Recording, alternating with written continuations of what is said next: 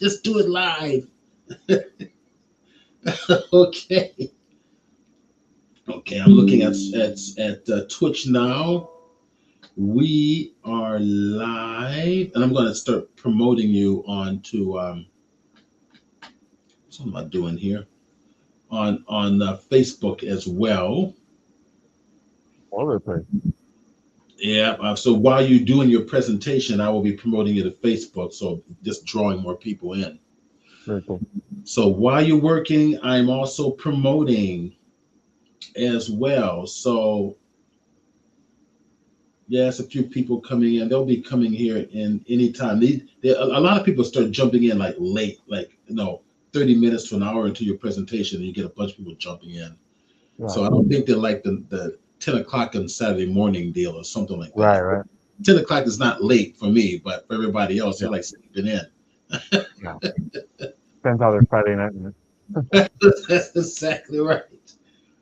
So I'm going to take a screenshot of your, let me get my screen capture program. I'm going to take a screen shot of your website here, and I'm going to use that to promote onto Facebook now. And yep, people are slowly jumping in. Welcome, everybody. Welcome to the Photoshop Users Group presentation. We got a special presenter, concept artist using Photoshop to do gaming art. I think you guys are going to really, really love this. We got a real special one today. So jumping in. We're going to get started in about a couple minutes. I want to make sure I'm putting everything, there we go, in the Facebook, and put that in the heart of the Facebook. I'm going to call it Follow. A special presenter that I met at WonderCon, right? Correct. Yeah, Yeah. we met at WonderCon.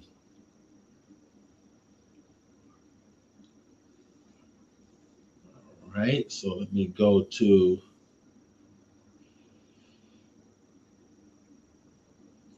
my Facebook page, and we're going to start letting everybody know that we are live. We are now live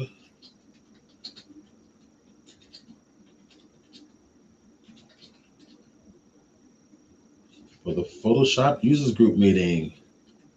All right, so we're going to get started here in about another minute. And then while you're doing your presentation, I'll keep kind of putting the bug out there, keep promoting. I just installed I got Photoshop CC for today's presentation. So it's Oh, it doesn't matter. I mean, for what you're doing, it doesn't really matter that much. yeah, I typically use CS6. That was the last God, non-subscription. that is so Um, old. yeah, but it That worked. that means you don't have any of the new AI features and stuff like that. Correct, correct. But this one right here does. I just got it. I think there's a few glitchy things about it. I'm not sure if there's different builds. If that one has Um, AI, that means you have an updated version. yeah. So I just got this one, like I said, this week just to try it out. I've used it when I worked in house. Um, Right. but yeah, on this computer, maybe that was it right now. I mean, I like what they're doing with Photoshop and AI and all that stuff. So it's pretty amazing technology. It's an exciting time to be an artist. Yeah, sure. Um, let's see, your screen looks white there. Yeah, yeah. I just have a blank. Oh, I see. That's why it's white. Because you got to show something to make people keep people's interest. Okay. Put an I was image in gonna, there. I was gonna just, I guess, warm up and start doodling. I'm not sure what subject we're gonna choose. Okay. I wanted to keep it interactive. All right. This is Um, cool. All right. So I tell you what. Let me just we go ahead and get started. Okay. okay. Um, I'm going to let me just post this on the Facebook real quick, and then we're going to go ahead and get started because you're excited and ready to go, and we can't hold genius back here. All right. Cool. All right. So everybody, welcome, welcome, welcome. This is our Photoshop Users Group meeting. So, as you should be well aware, We're the largest Photoshop users group, Adobe sanctioned Photoshop users group in the country. In fact, here, let me go to full screen with our faces here, and then we'll go back to share your screen. We are the largest Adobe sanctioned Photoshop user group in the country, and meaning that we are an official user group that Adobe recognizes. We have a Facebook page, and after break, I'll share our Facebook page so that you guys can get involved. We have a mailing list so that you're notified about our meetings as well as all of the exhibitions that our group is going to be involved with. Yes, we do public exhibitions, one's coming up, which I'm actually going to be a curator for. It's going to be a large gallery here in the San Diego area, and I'll share more about that a little bit later on as well. Today's presenter, hopefully I don't kill his last name, Paulo Rubalcaba. Rubalcaba. Rubalcaba. Okay, good. Okay. I'm sorry. Go ahead. No. It's a tricky one. So Paulo and I met at WonderCon. I was a presenter at WonderCon, as I am also at San Diego Comic Con every year, and I also do 3D art with Blender. So I was presenting there. I met Paulo. I liked what he was doing. I said, you need to come on the Photoshop users group and share your knowledge and your skills. He's a concept artist. He works with gaming art. Does a lot of painting techniques and mostly with Photoshop. And I thought, our members would love for you to come on and show them this stuff. So here he is, and I am going to, Paulo, I'm going to let you just take it away and share who you Sure. are, and we'll do an hour and a half. We'll do a 15-minute break, and then we'll finish up the Sure. last hour and a half. Sure. Okay, go for it. So my name is Paulo, and is the screen being shared right now, or is it Yes, it just is the being camera? screened. It's being Oh yeah, shared. I'll just swap it over here as the website here. So this is my art station. It's got a variety of things. So I've worked in video games. I've worked in product development. So this first one here shows ZBrush sculpt done rendered using Substance Painter and stuff like that. Um, so I worked for my last employer was Spirit Halloween. So I did a lot of animatronics, costumes, latex masks, injection mold masks, stuff like that. So it's a lot of horror based, Halloween, obviously Spirit Halloween.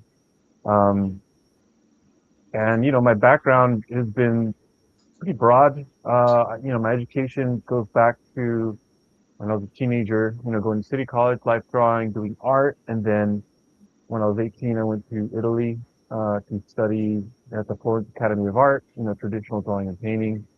Um, and then right after that, I got accepted to CalArts for animation. And so I studied 2D animation, paper flipping, which was super fun. Um, and at the time when I graduated, that's when everything was shifting over to 3D. So Toy Story and all that stuff came out, and it changed the industry. And so when I graduated, there wasn't very many 2D animation, like traditional 2D animation jobs. Like Disney had already like started swapping over. Um, and so I tried to do as much as I could to get that, like I love drawing and painting, so I did as much as I could to draw. And so I taught myself Photoshop in order to be able to, um, do concept designs for films. Was what I started off with before I was doing gouache painting. So I would work with gouache, and all that stuff, and then eventually everything went digital. Um, so yeah, I learned how to paint. These are traditional paintings. These are in oil. Um, so these are alla prima. They're done live in about 3 hours. So it's a 3 hour session. We do 25 minutes, 5 to 10 minute break, 25 minutes, 5 to 10 minute break. So we alternate that across 3 hours.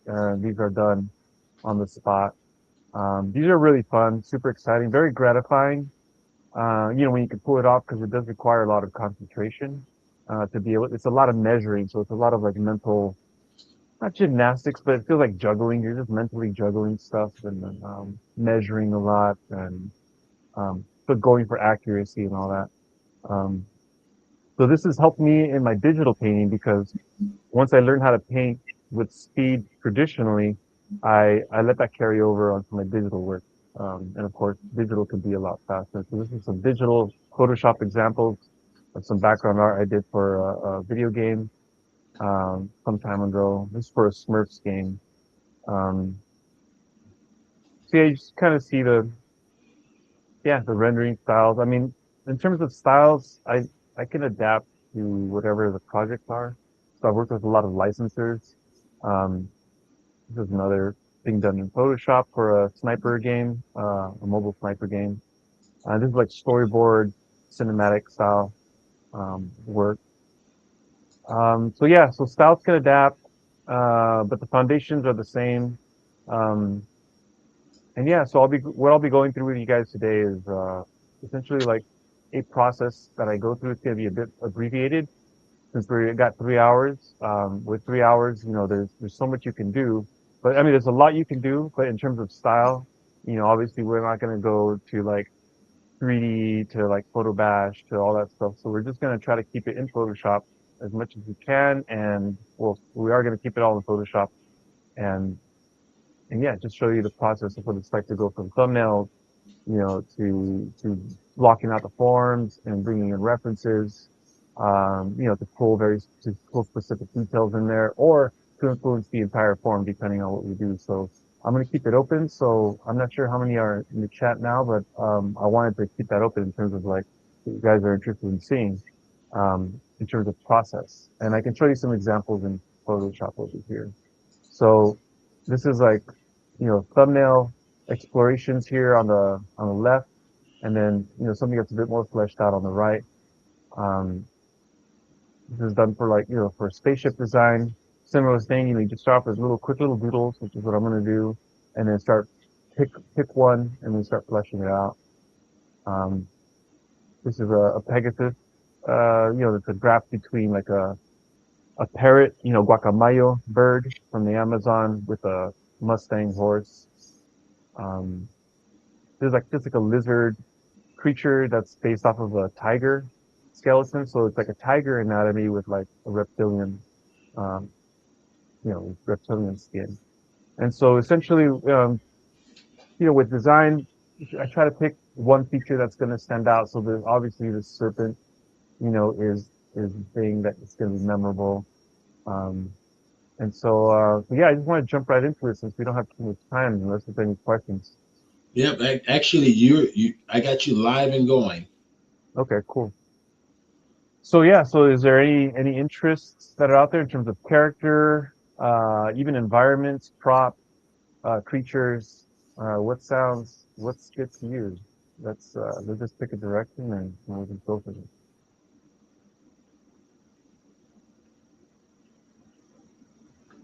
If that was a question, Yeah. I would pick something and go for it. People are still logging in, so they just Okay. now get the word that we're live. So I would say All right. pick Cool. something and go for it. All right. Well, I just pulled up some references last night, and just to kind of show how I think about things. So, I'll have a subject. So this is for a character. I was thinking of having this golem sort of stone creature. And I was thinking of, drawing from, this is indigenous Mexican culture, Chichimeca.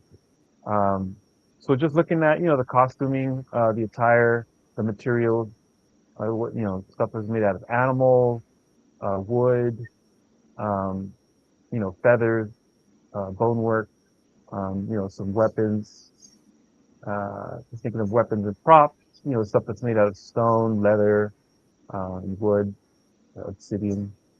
And for the vibe, just looking at, stone creatures or even, this skin just looks very, worn in, masked, stuff like that. This vibe of like this character being very heavy. Um, and then just some reference for stone, maybe some, cave art, stone art, and sculpture for inspiration. So yeah, so I guess we'll just jump right into that. And so I had like messed around, just came up with some different archetypes. So for that archetype, I was thinking of using, this heavy wall kind of unit, kind of a big character. If you were playing in a video game, the main character would most likely be something that's a bit more, uh, naturalistic, natural proportions, which would be probably some of these. So I wanted something that's like a guardian. Maybe he's guarding like, some treasure or some item that you're trying to get to. Um, so one of the first things I would do is with this concept, I have these general proportions, and what I'll do, I have the mirroring on right now. I'll just do one more just to show you how I go about that mirroring stuff. Um, and I don't have any particular way that I start in terms of, right now I'm starting with the head for whatever reason. Um, and right now he's looking a bit muscular, but I'm going to try a couple varieties, couple options. So this guy's buff, you know, can weightlifter style, some heavy hands.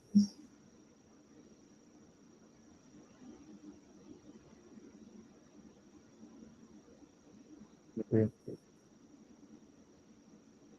it-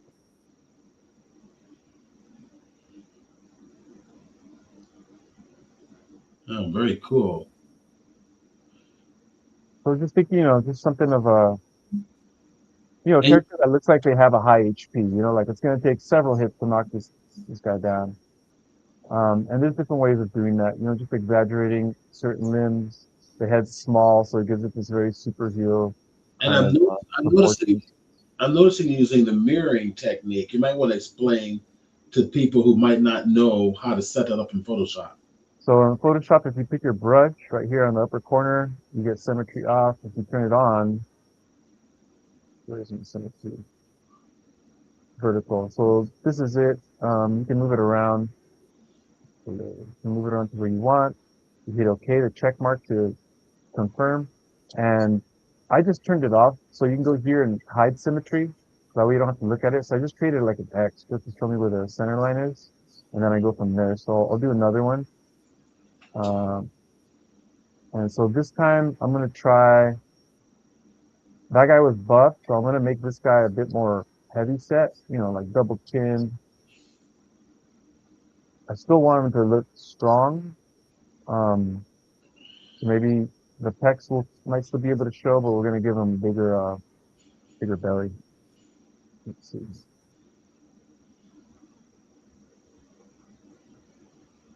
So this mid part, like right here, this is kind of even. Um, I'm gonna try to emphasize this midsection a bit more of a big dude.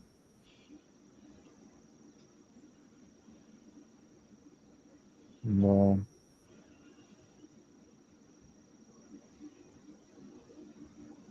almost like a sumo style. So I'll make sure there's enough room for the anatomy here. Looking at the proportions here. So there's more of a sumo type figure. I'm gonna shrink this guy down too.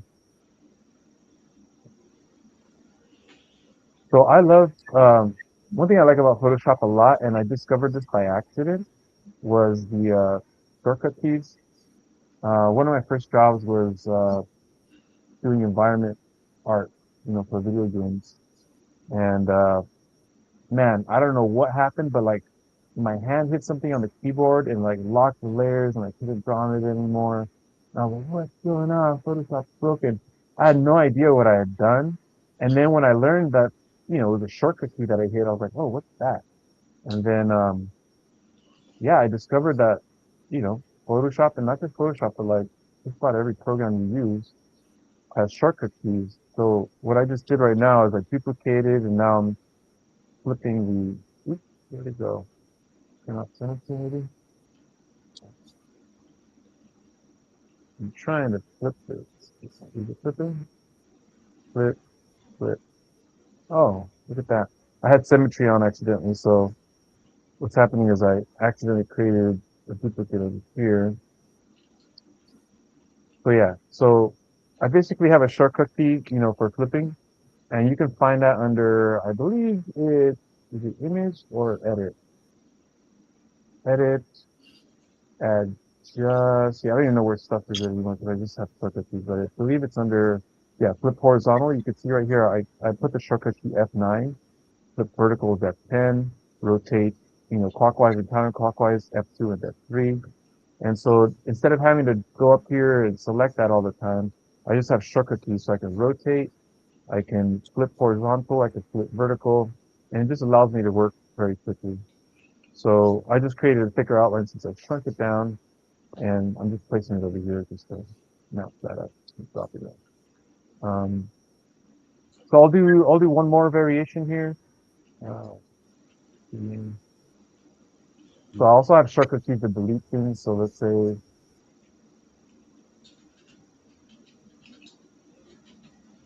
like if I wanted, let's say I created, even for creating a new layer. So if you look on the right hand here, like you see how like there's extra layers being added. So I believe I did that by using an action preset. So I have to get it here. So you see here I have F8, Shift F8. These are different key commands. I think, yeah, so I can reduce the canvas, increase it 200% or shrink it 200%. And for adding a new layer, the shortcut key to access shortcut keys is Control Alt Shift and K. And this is essentially where I modify all these things. And you have a lot of options here. You go for application menus, palette menus, or tools. And I basically go through here and just change everything. So I'm right-handed. So I change my shortcut keys so everything is accessible on the left-hand side of the keyboard. So if I were to draw a keyboard here, where you at? Yeah. Oh, another nice thing about working in Photoshop on a PC versus a Mac is I'm not sure if you guys know this, but on a PC, if you tap on the Alt key, it activates, these menus appear. It puts a little line underneath it. So if there isn't the shortcut key assigned, but if I can access it with my left hand, for example, if I have a selection here, if I want it, I can go to Alt E and then S for stroke, and all I have to do is hit OK. So instead of having to go here by hand and then go down to where stroke is, which is right there, again, it just saves you a lot of time. So I just added a stroke for that. So let's say that, the keyboard, oh, I still have symmetry on. Yeah, so with the keyboard, I try to have everything on the left-hand side over here. So my hand is, just working the keyboard magic. I try to keep everything on this side, and that makes everything like easily accessible. So carry on with this. Symmetry. I'll do one more of these guys. Let's see.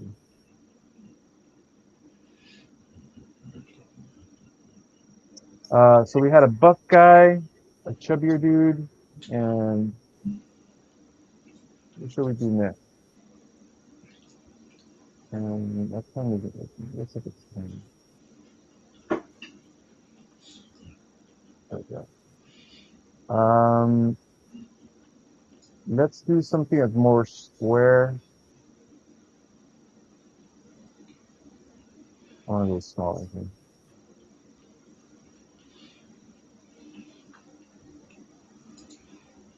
Okay, this guy he's not gonna have a neck.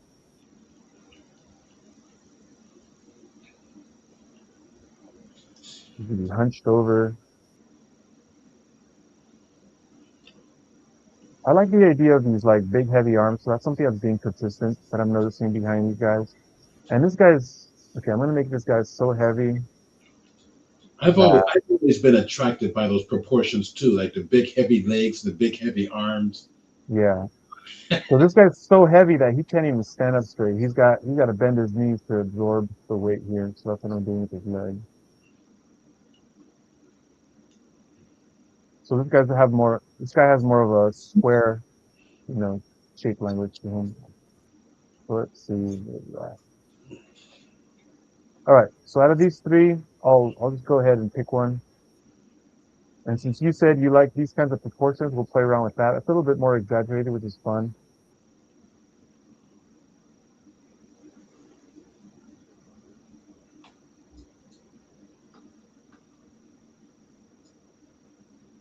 That's our little warm up for today, and then we'll just go into exploring.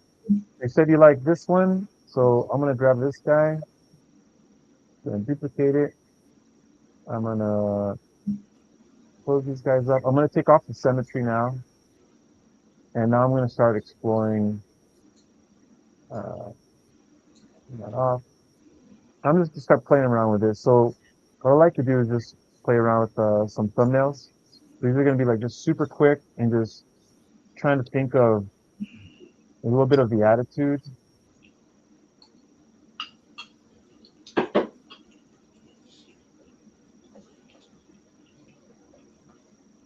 gonna be real quick and dirty. I'm trying to consider the silhouette as sort of my primary concern. This guy's got big arms, so yeah.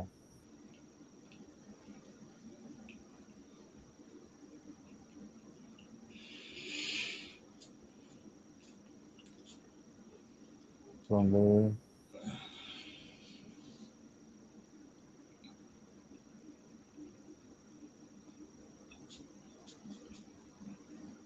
Something like this.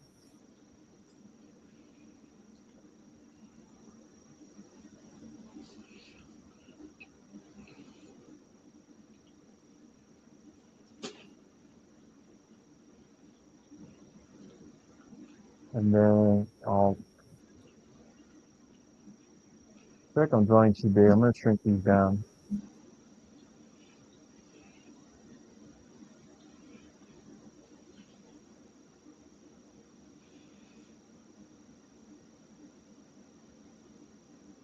I lost my brush. What is this? Clear? Normal? No, that's interesting.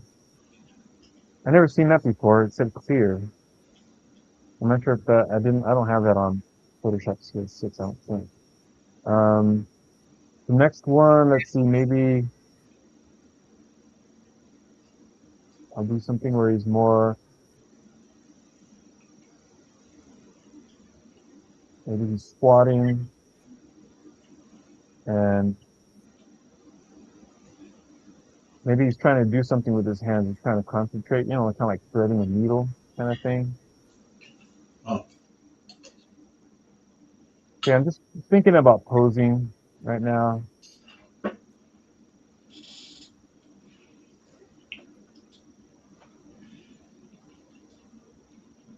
And maybe he's sitting on something. Now, as a design, I want to be mindful that the posing doesn't hide too much of the anatomy. Because if this was to be pitched, for a concept, you're gonna want to see, the the forms, because it's gonna have to be passed down somewhere. You typically it's being made into a 3D character unless you're working for a 2D, um, animation or game. Um, so that's something I want to be a bit mindful of. And look at that. That's one thing I noticed about the new Photoshop. It does is really quick. Um, it could be the tablet that I'm using, maybe the driver issue. Um,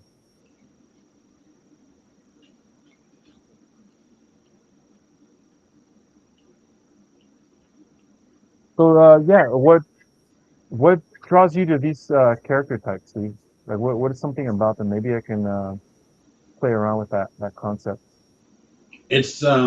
it seems like a fighter. Yeah. More fighting poses, I think, would be great, or maybe some jumping poses would be interesting. Okay. A heavy jump.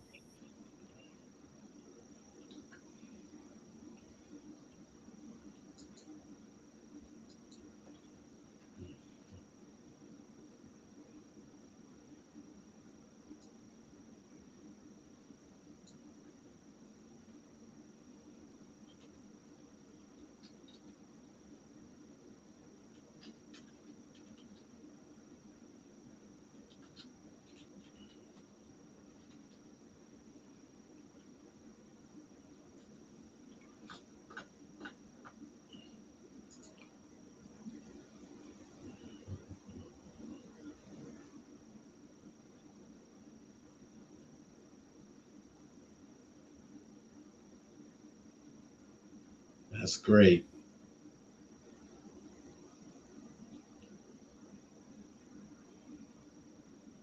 Hey, I feel like the body types being too similar, so I'm gonna try to do a variation on this. So it's still looking very round. I kind of like this square feel that I have there. So I'm gonna Yeah. see if I can emphasize that a little bit more. Um, can be very graphic with this. And what if like, The linear lines give him a more aggressive look. yeah,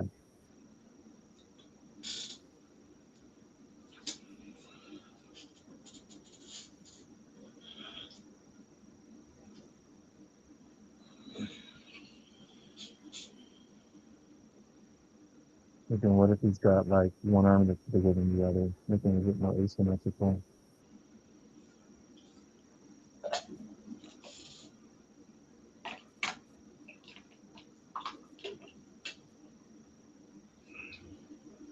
I think I'm working too large. This is I like working a little smaller.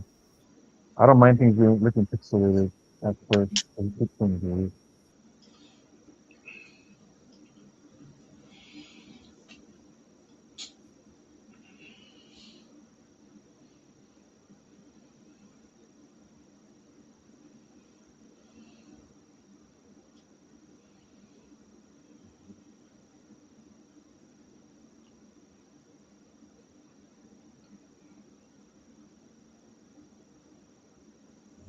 He's got a big head, right?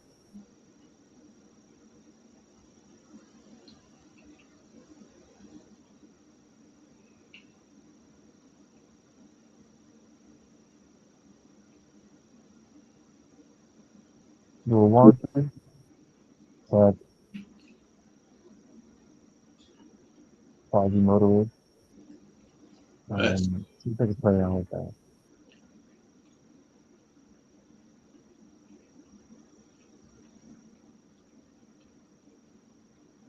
There's a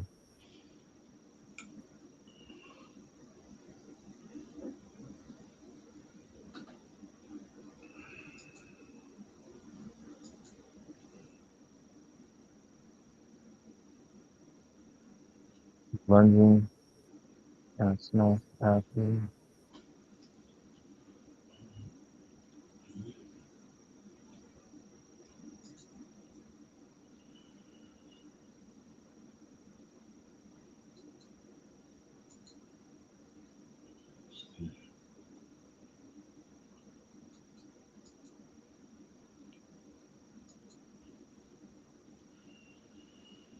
So typically, I like to explore as much of this as I can until I kind of start finding something that feels good, or even just essentially for when my hands start warming up. Um, like, then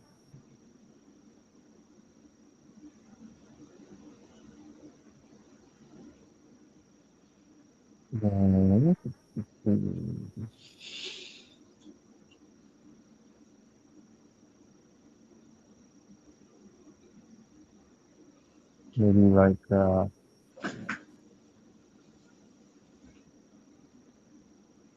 trying to stay away from symmetry, but this pose here is going to be a little bit symmetrical. Maybe a little power up move, but like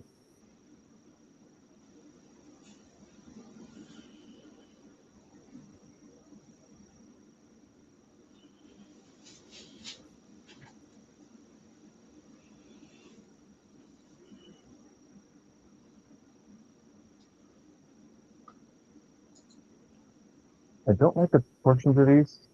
So what I do sometimes that kind of a quick fix to some of this stuff is I just bring it into Liquify. I can get the Liquify tool and then start pushing things around.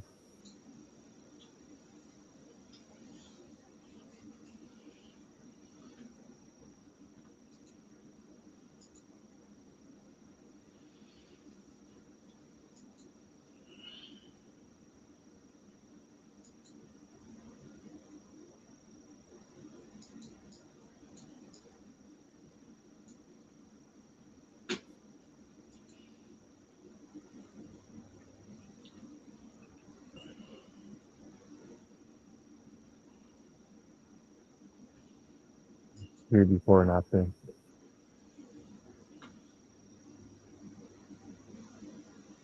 So yeah, so since we don't have too much time, is there anything that stands out to you here, Steve?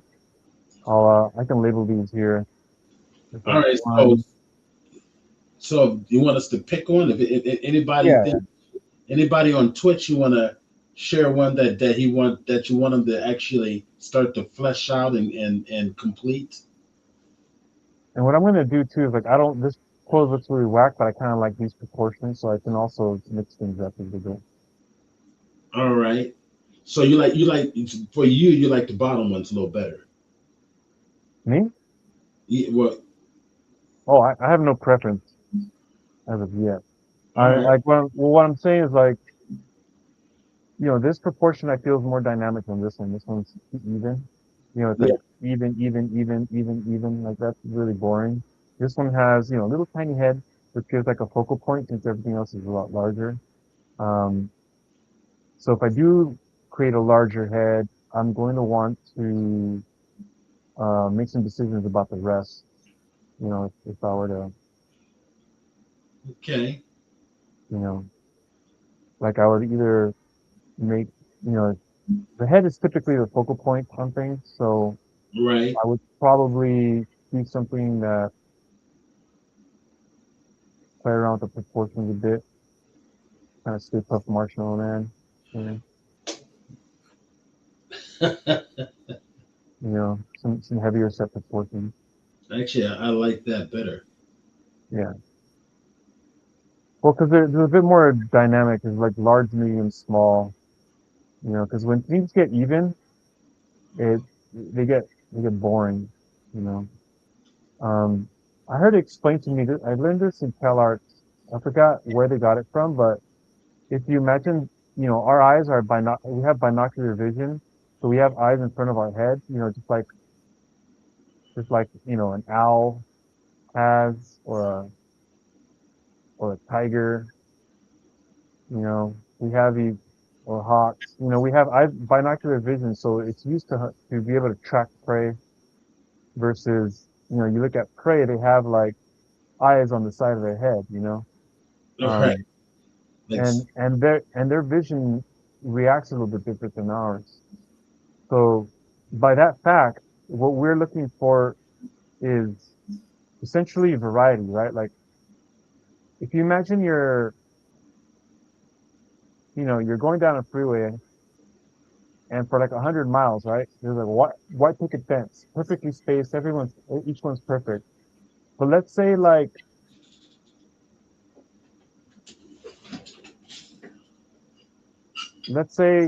you know, what is this? Like 3 quarters down the way, like you're driving. Oh, there's a crooked one. And then you keep driving. You're gonna remember where this crooked one was, right? If everything's perfect. So our eye is trained to look for variety, right? Look for something different. If it all becomes random, it becomes camouflage. So that's how camouflage works. If you look at the way camouflage works, you're gonna have like these random kind of shapes all over the place, and nothing that's gonna be too strong. So you typically have like 3 tones, and that's gonna help keep you from memorizing anything. From seeing, to be able to memorize the shape. But if we if we have one shape that's dominant and one shape that's, say, small, something like this is going to be a lot easier to remember. Well, let's see, let's see, than something like that. Because you have like your large, your medium, and your small. And so when designing, the same principle applies. So typically we'll try to find something to emphasize. Like this guy, its belly is the largest, medium, and I'll probably, the medium is like this piece thing. and then maybe small feet or something. These could be pushed a little bit more. But, as I go into designing, I'm going to keep on refining and trying to push those ideas as I go. Like that's obviously small. This is large, and then the medium is like sort of, like the central parts, the parts of the medium.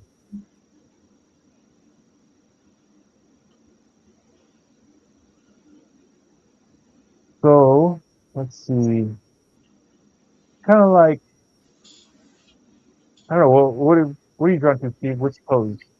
I'm thinking about that bottom middle one. This one? Yeah. Okay. So let's grab this pose. So now I'm gonna play around with some variety here. So I'm gonna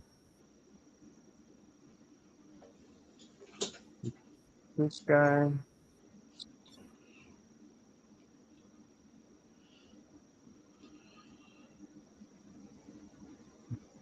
This,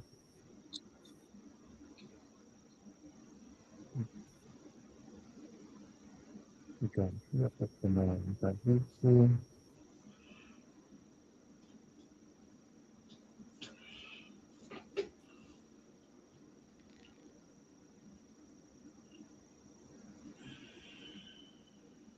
So what I'm gonna do with this now, I'm gonna try to find something dynamic about it. Um,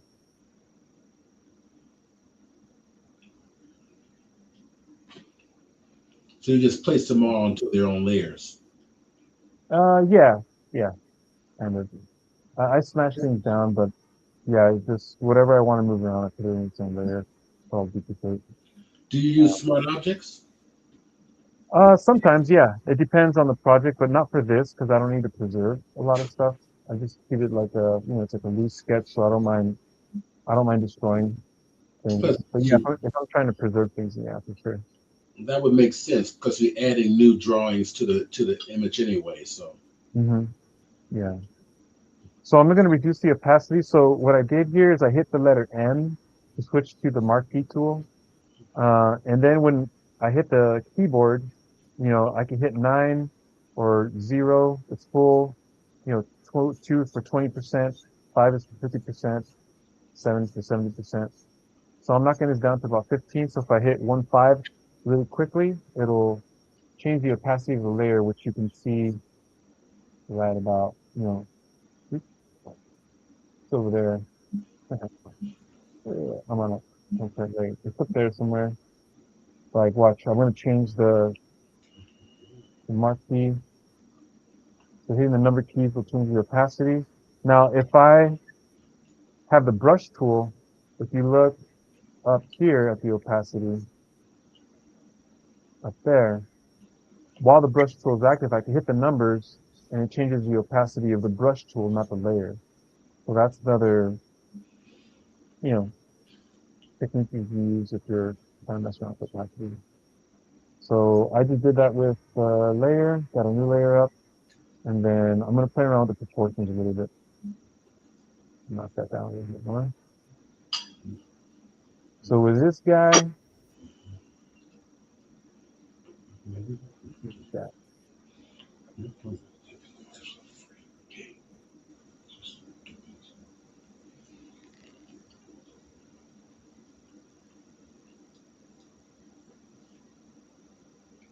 So with this, I'm imagining he's probably screaming or something. Doing something right.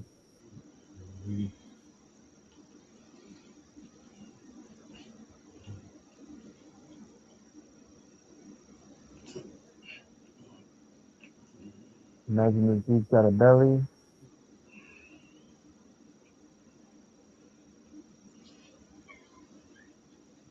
And smallish shoulders and large forearms, big hands.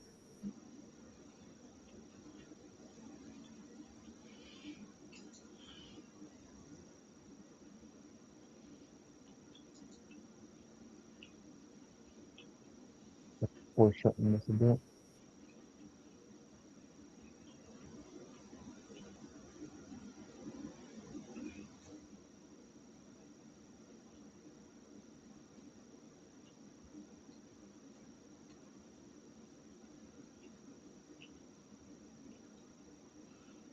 Would you consider this a blocking out stage, or just a So it's stage? just sort of like thumbnail. I'm like, if I were to block it out, like once I like a design or a direction that I'm going in, then I will start blocking it out. And that's Okay. essentially doing your construction, doing the construction stuff.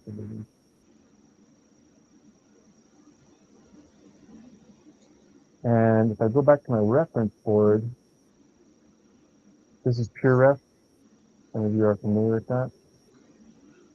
What was that about PureRef?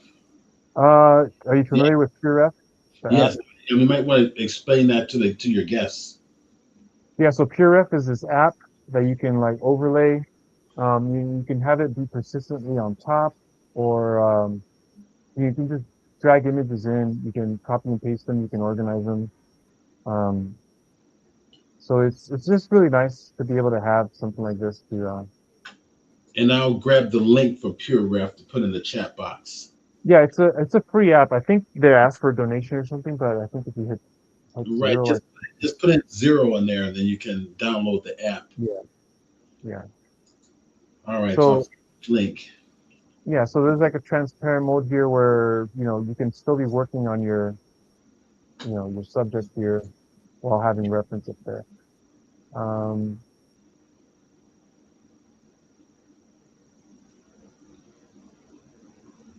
that let me try. I kind of like that pose. I'm gonna see if I can steal some of that pose. Of this dude lunging forward a bit, Mhm. leaning forward.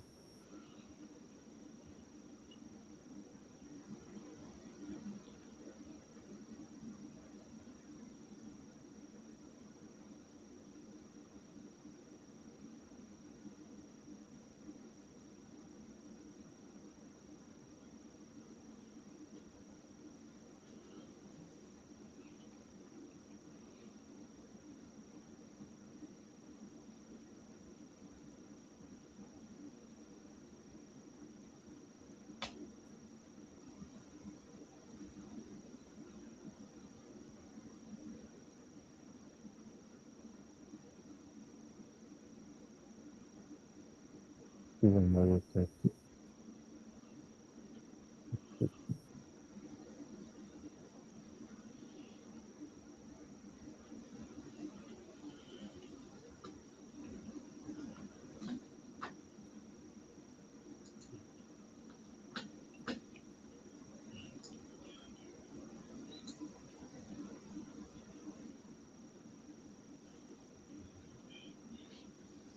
Whoa, look at that! Awesome. That's good.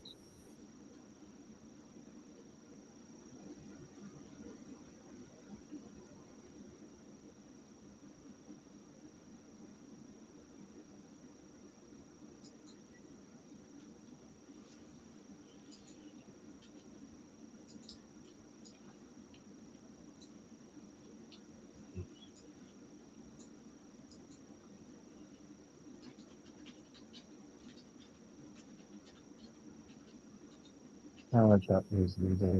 So I'm gonna stick with this pose here. So I'm just gonna bring that into its own layer and knock this stuff out. So I'm gonna play around with this. Um, Now before I commit to it, I'm gonna bring it into the liquify thing. See if I can put anything here.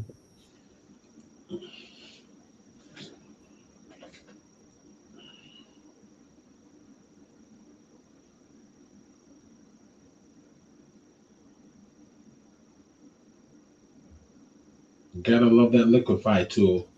That's pretty cool, right? Yeah, I first played with Photoshop some years back. That was such a fun thing to do. Like, oh, look at that! It just got photographed and started like making caricatures basically. It's cheating. Right?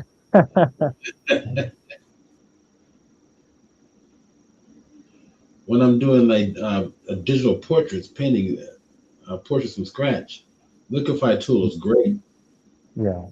for making corrections. hmm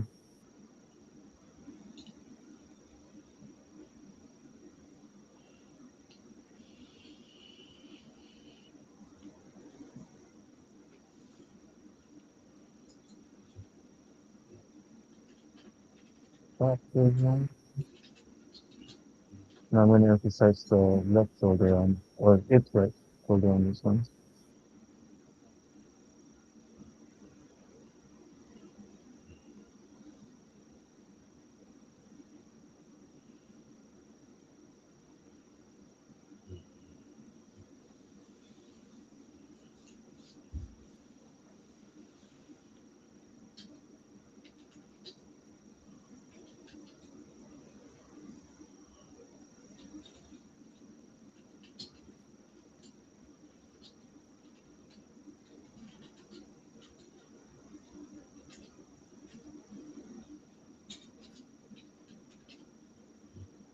So since this demo is a bit shorter, probably stick to more of a cartoonish type of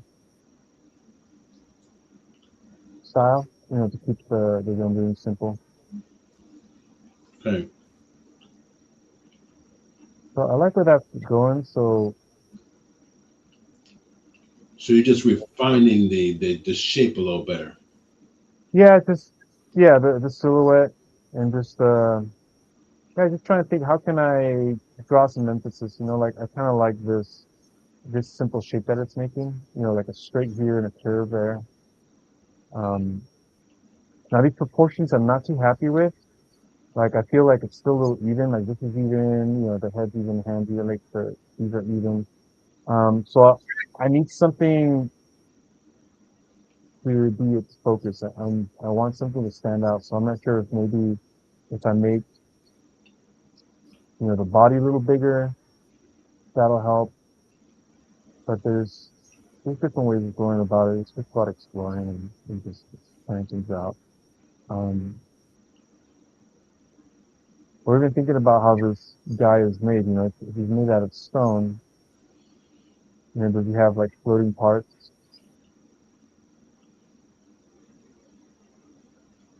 Maybe he's got a weapon on this side. Find this out.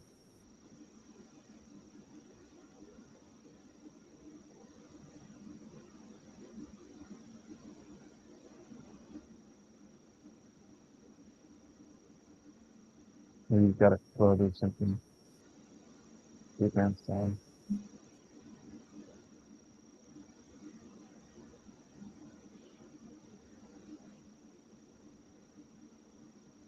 The gimpy arm on this side. Hmm.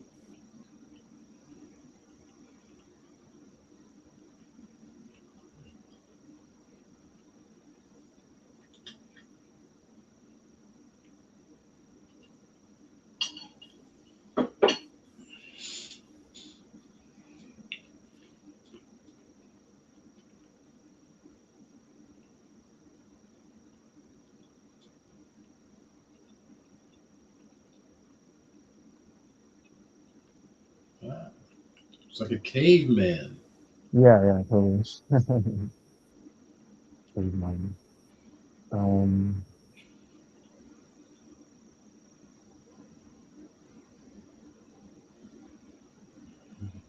do one more here. Let's see. I'll just mark this down.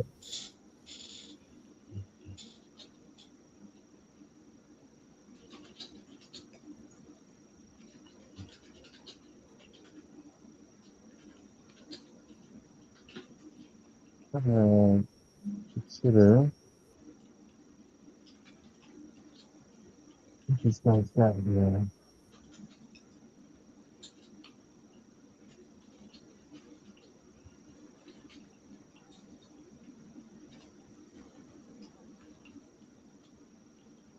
See if I can draw some inspiration here from the reference. Some of the fruits. Like this is kind of interesting. This worn out stone, weathered outlet. Hmm.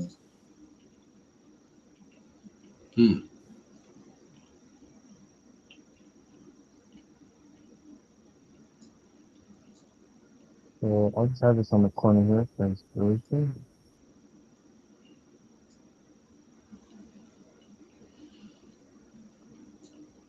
And I'm gonna let my hands go and see if I can hit this.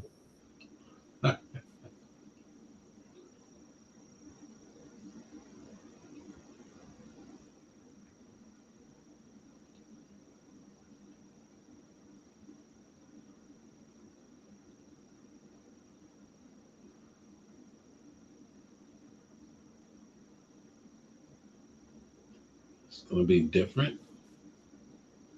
Yeah. So now I'm kind of getting away more of this kind of big blocky shape and sort of doing more contour drawing.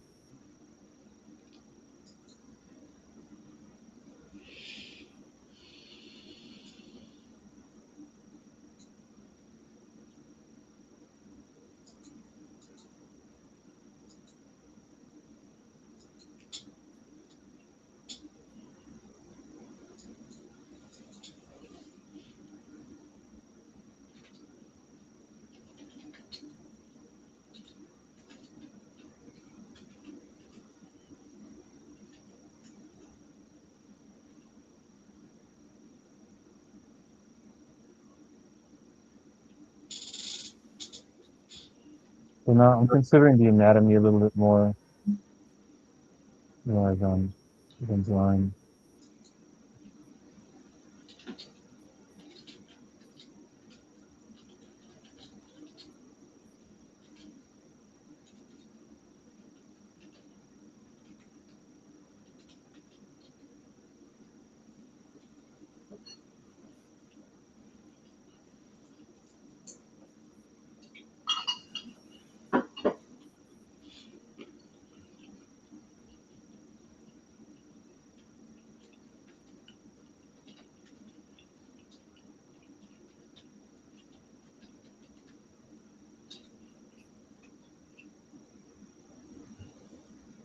He's not working here.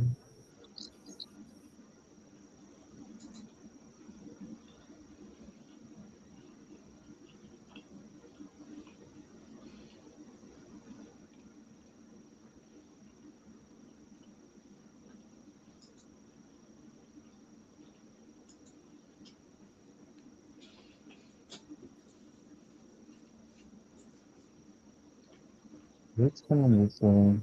Let me put this.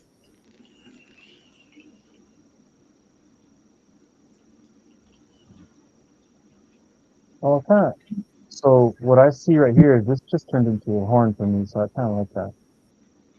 This could be the face. Now it's this big kind of like, this could be here. We can kind of see that. And I like the way how you elaborating on it using additional layers. Hmm. So your original shape always remains. Yeah. I'm thinking it's almost like using a light pop.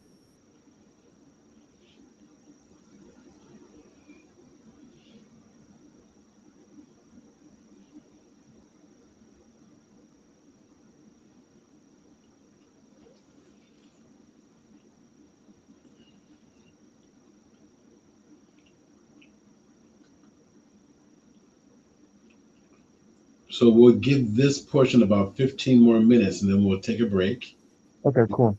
because time flies fast. Yeah, you're right. And then I guess we'll come back to start fleshing this out Sure. Yeah, absolutely. with some volume and depth and color. Yeah. See if I can get this close. So one thing I'm trying to do here, like since I'm trying to treat this as a design, so the pose shouldn't hide too much of the anatomy, because again, if this is going to be passed down to someone else, um,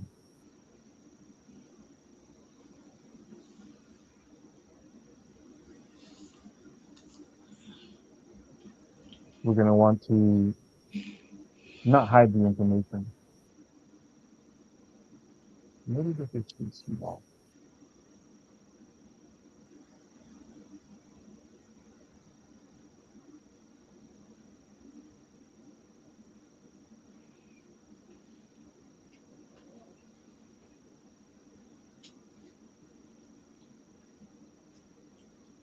Because this arm can be, yeah, there we go, dragging something from behind.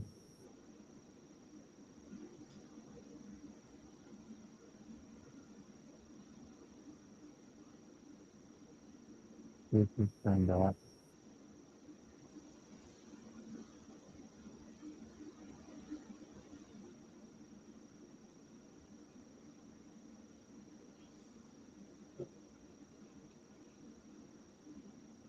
Yeah, feedback is welcome too. If you see anything, you want to shoot something out there, make some comments. I can play around with it. Because, this isn't like a too Yeah, serious of an assignment, so we can just play around and have fun with it. yeah, no comments yet, and that's not unusual.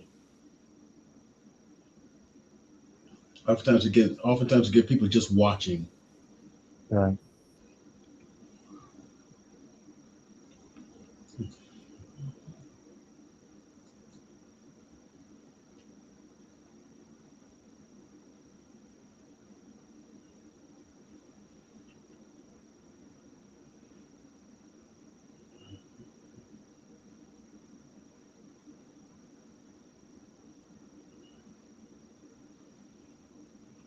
Something's happening. Something.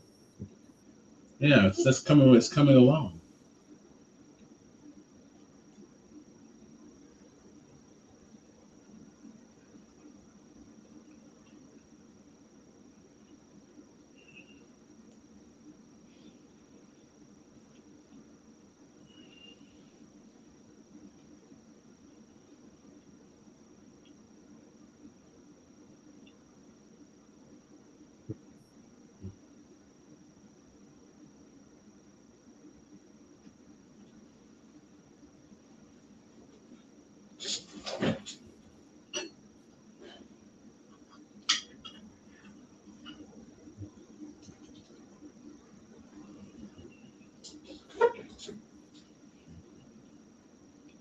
Very loosey goosey.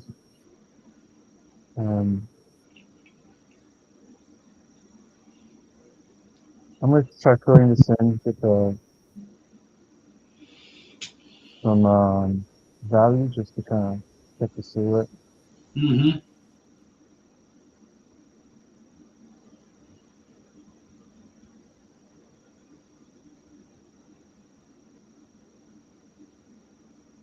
Yeah. See that looks too small back there. So I'm gonna just smash this down.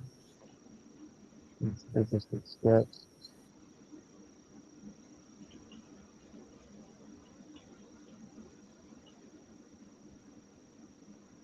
Bring it back to liquify.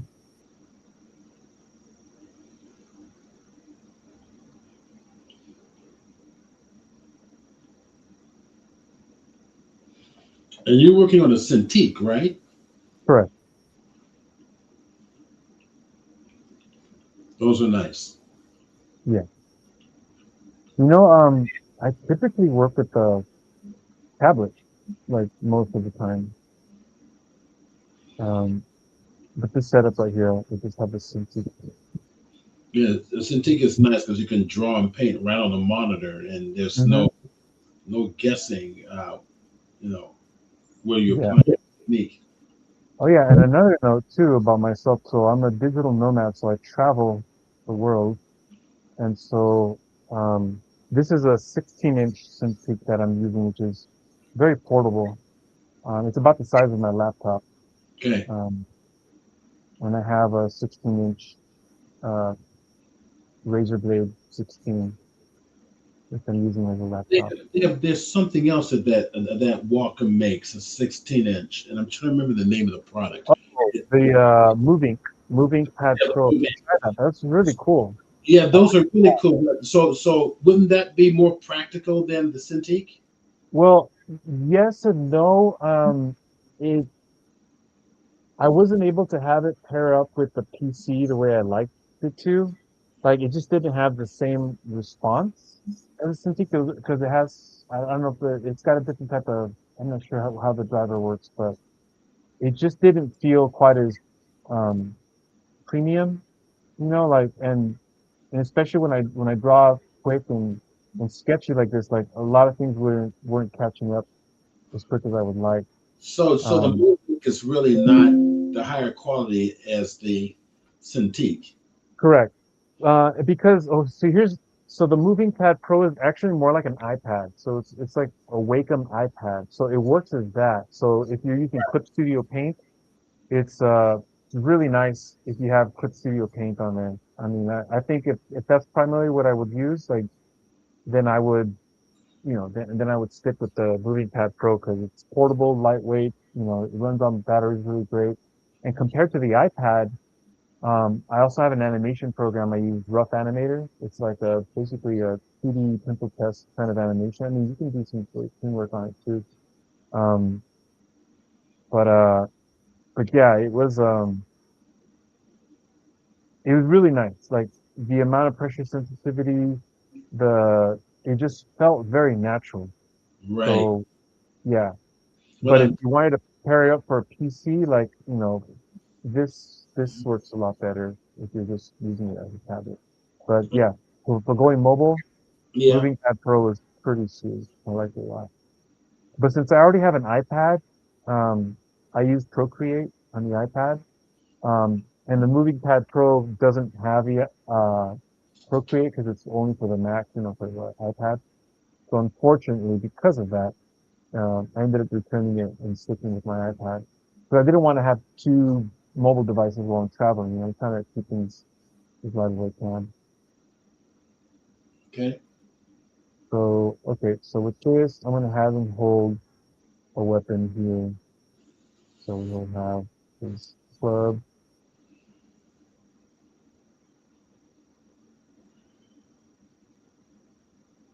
I might put this on separately. I'm not sure what I'm going to do with it yet.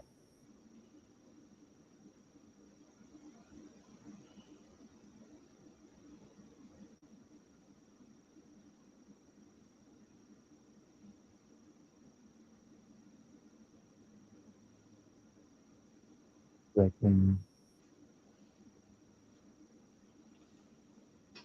Cool.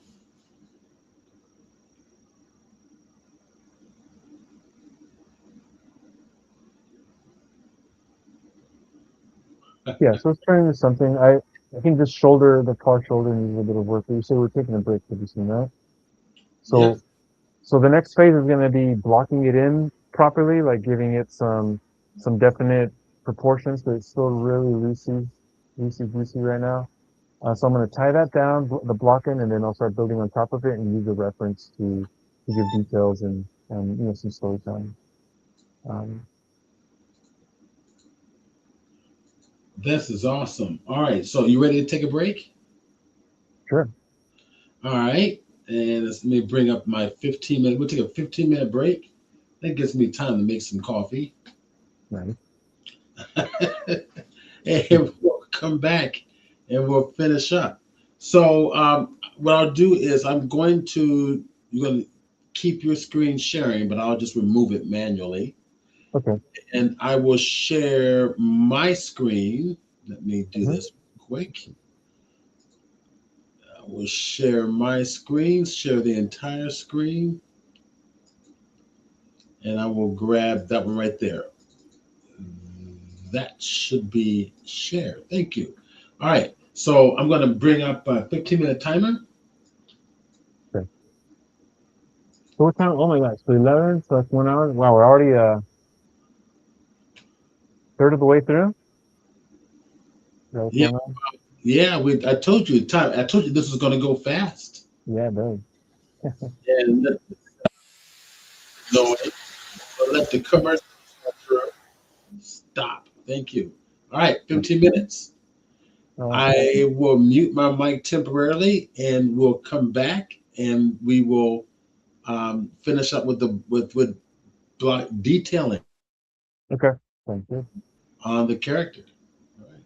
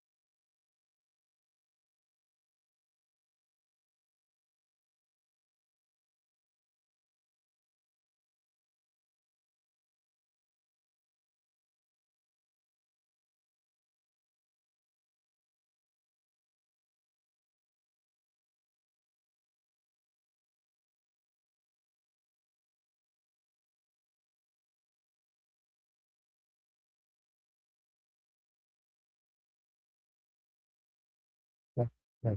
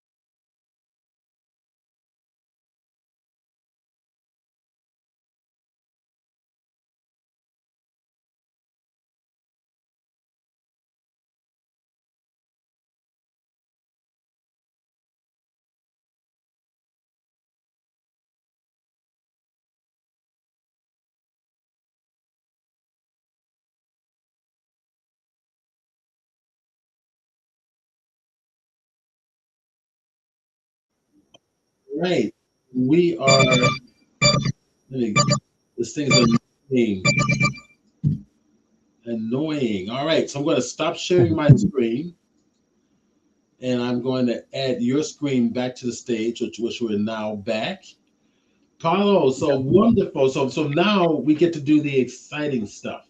Yeah. Yes, So we built from the idea. Yeah, we put out some options, chose a direction, and I brought back this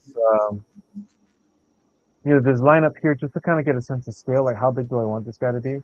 right. Because that's gonna influence uh, the subsequent steps. So what I'm gonna do right now is do kind of the block in, make sure that the forms are where I want them to be. So as I continue to render, it kind of makes everything easier. I can just place the details on top. So part of this is just trying to find out the anatomy, work some stuff out because it's a little wonky right now. So I'll start off with like the head here. Um, I'm just going to try to simplify some of these shapes. Take a brush here. Okay, oh, I lost my tool. Where did it go? Huh.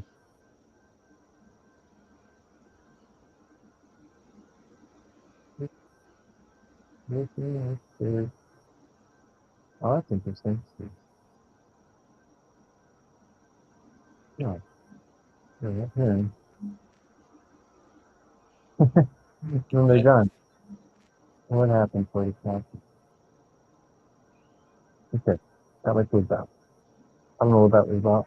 But yeah, so I'm gonna go back in and start giving some structure to some of these models. Um, so overall forms, I could tell, the hips are gonna need something, the shoulder girdle is gonna need some articulation. This part seems okay, but I'm gonna have to tie it in to make it make sense. Um, so I'm gonna start with the big jaw here.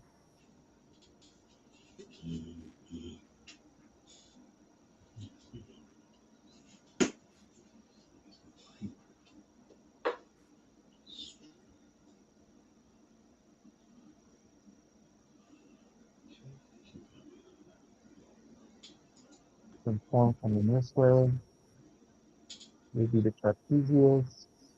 Collarbone would be around there. Got some smaller pec.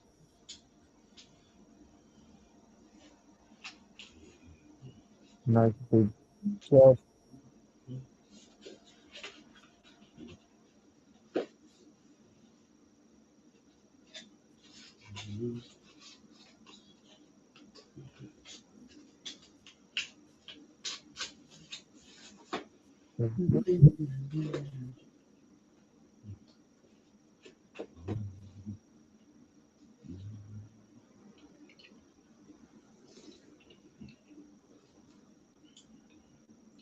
Figure out what's happening with this arm.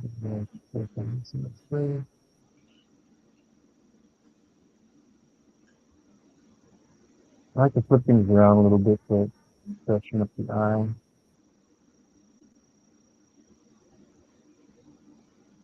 This arm's going away. And so I have to determine here is the arm going back or forward. Everything goes forward just a bit. So what I'm doing is, I'm not sure if you could tell, but this line right here, for example, there's a slight curve to it. So if I were to do a cylinder, I'm thinking of a cylindrical shape, or sometimes I can think of it as a squarish thing. So if it was like a cube, I'm thinking of this cube-like form to give me a sense of direction, like what planes I'm looking at.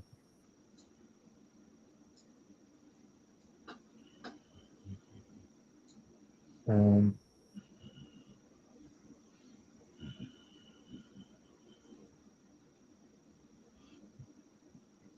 so if this is coming out from this way,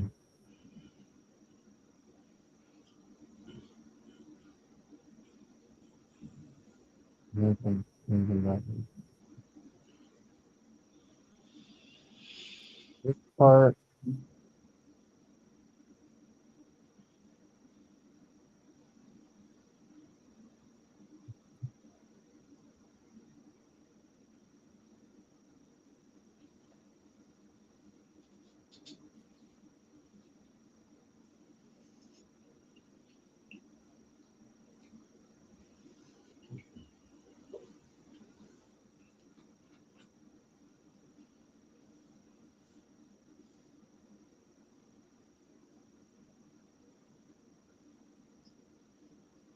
Yeah, really, the hips are kind of hidden by the big old gut. If you want to feel that there is some articulation happening.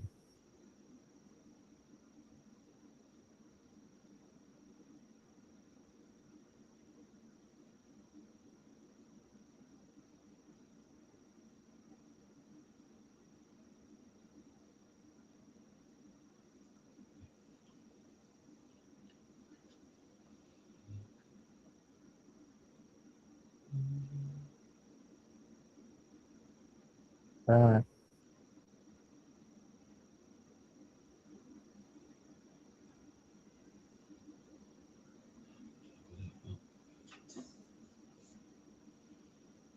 Here's probably up on that side. And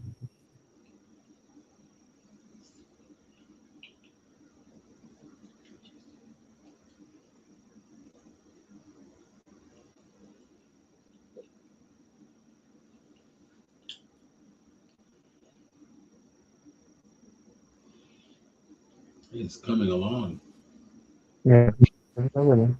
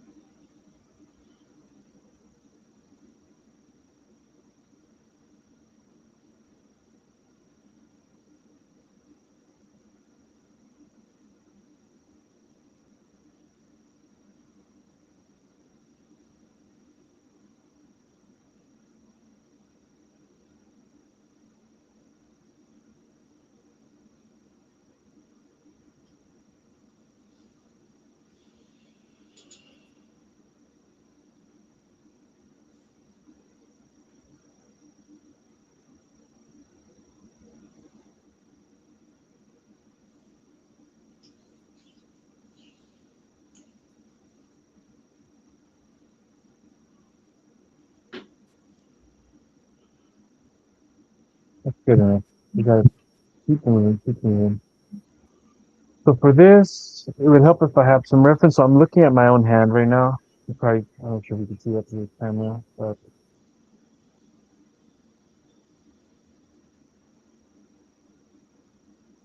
when you look at how my hand seems to do, so I see that there's this triangular shape happening there.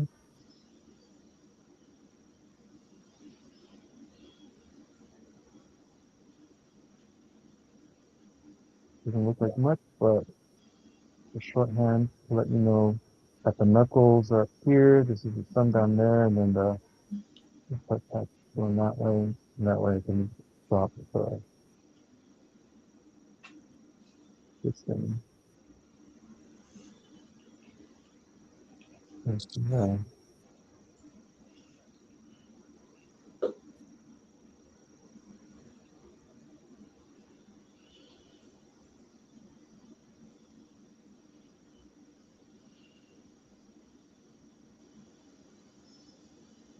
Okay. All right. Look at this reference stuff.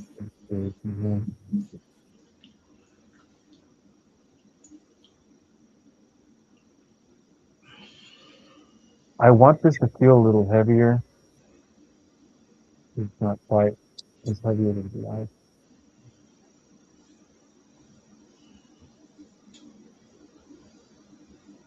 Maybe if it push down a little bit more.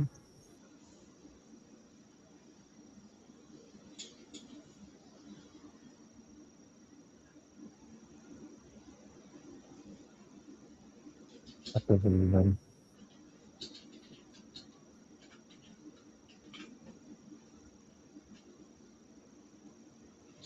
But,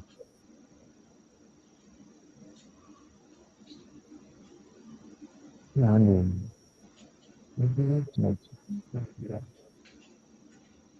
So you talked about smart objects, huh? I'm wondering if I can do this. Is this possible with a smart object? No, it's not. I was trying to merge these two together and then move them around. So I'm just going to smash them together. I want this leg to come down a bit.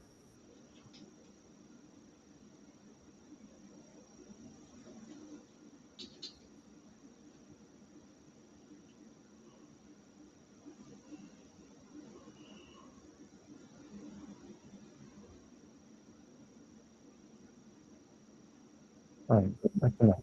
We got to move on. I'm going to drop the opacity down on this, and then I'm going to do a cleaner pass for this guy. So I'm using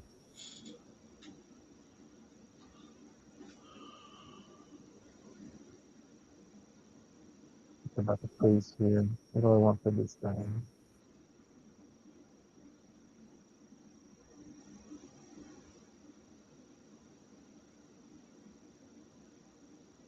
Looking at this piece here,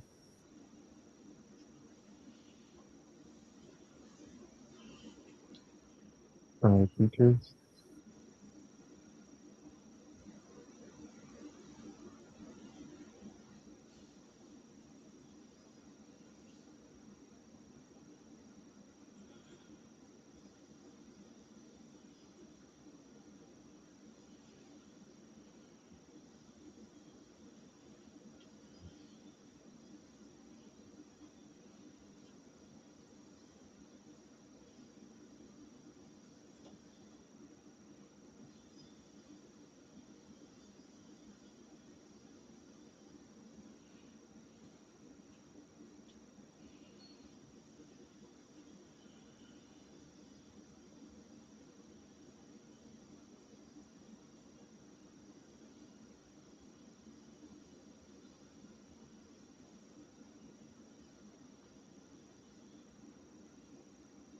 So I work a lot with ZBrush, so it's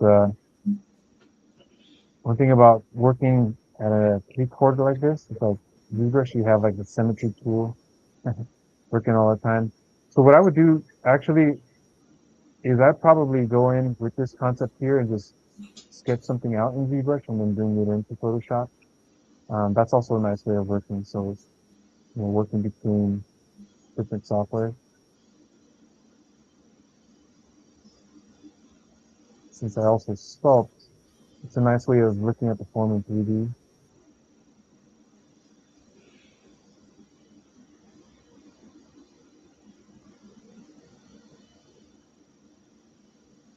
I think of a nice picture that I want.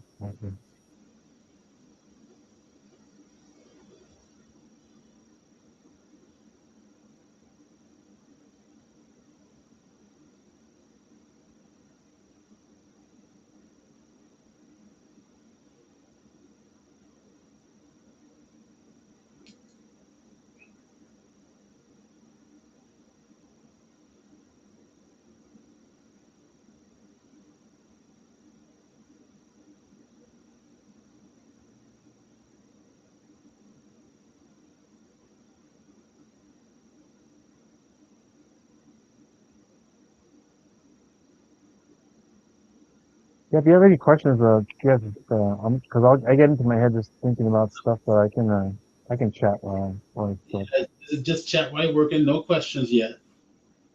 Or if You, you want to just talk you, about something, about Photoshop or yeah, sure. anything. I will keep you entertained.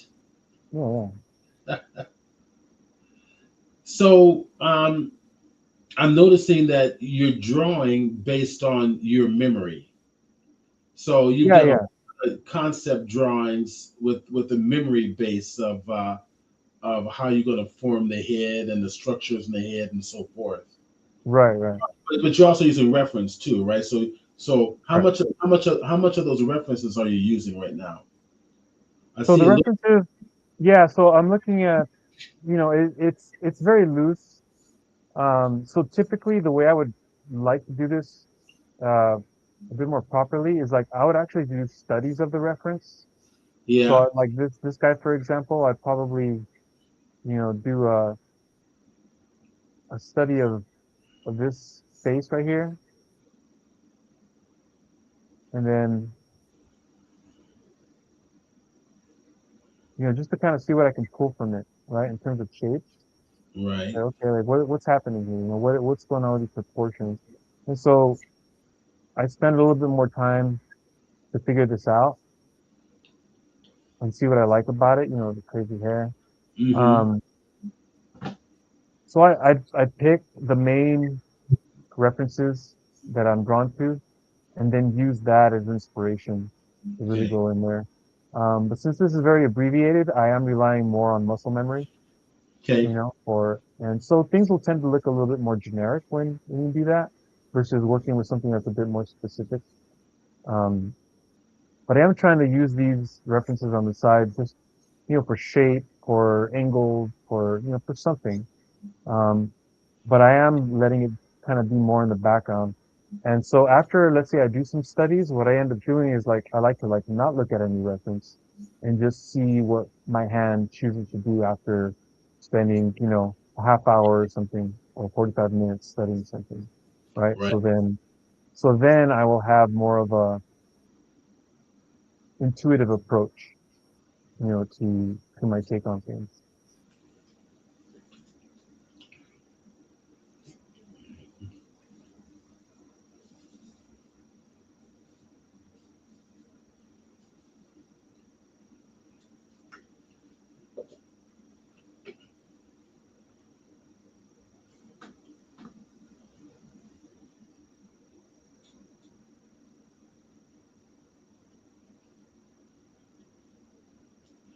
So you start with the head when you draw, when you start a character.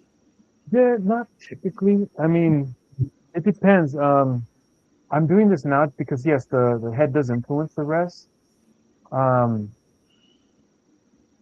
but when you say when I start a character, when I start designing a character, it depends. So sometimes, yeah, I could start with just the head and then think about the body. Other times, I think about the body, Right. um, and then the head. So in this case, I kind of thought about the body first, and Okay. then yeah, then I'm kind of going into the head to kind of see if there's any shapes or any rhythms that I can pull from that.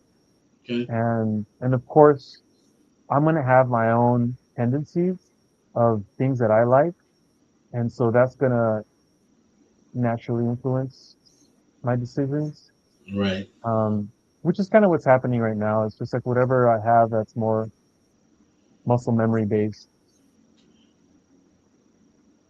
Okay.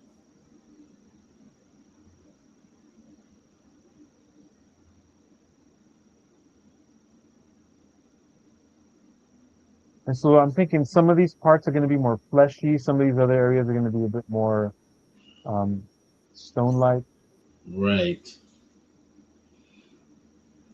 almost like a lizard. When you see lizards, they have these really soft bellies. Right.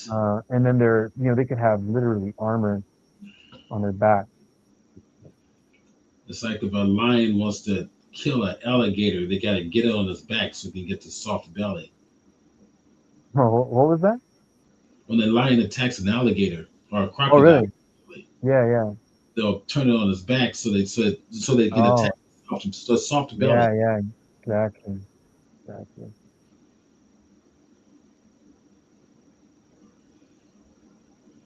So these rock shapes I'm thinking of, like over here I had, some of these monolith kind of things, like thinking of how things kind of break up a little bit. So seeing if I can bring some of that feeling into it. Um, and this is really cool. You have to incorporate some of this.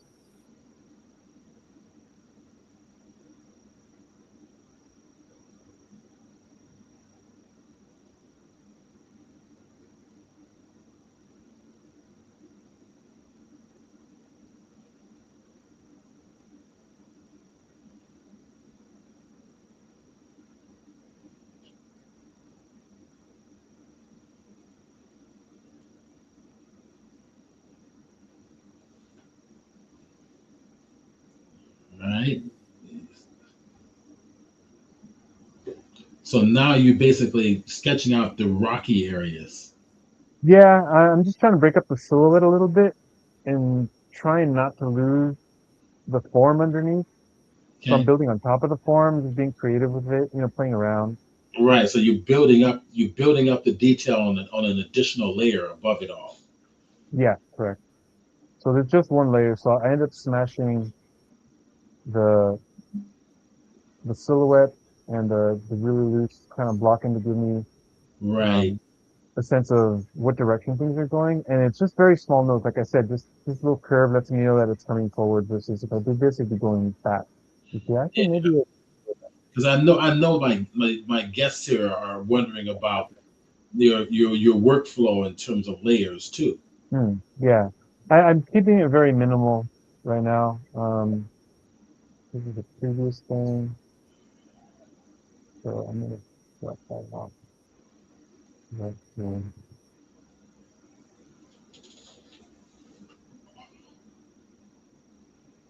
Yeah, so it's just two layers right now. And so the line drawing is going to carry a lot of the weight.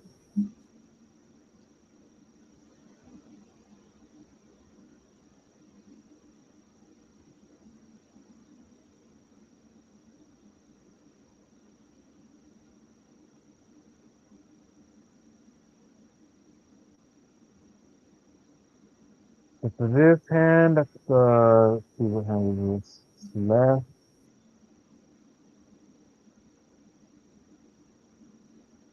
Trying to look at my own hand here for reference for these knuckles.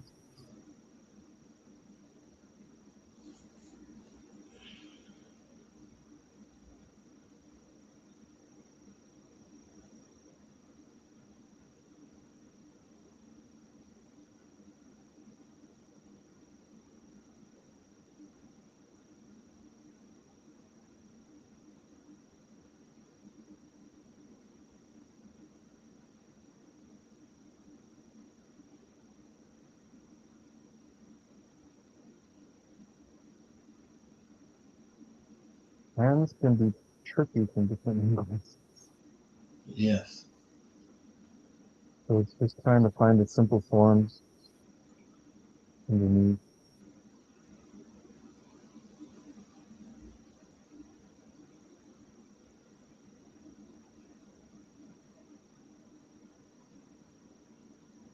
Of course, I'm trying to make sure there's a little bit of space here, right, between the body and the arm, just to break up the silhouette.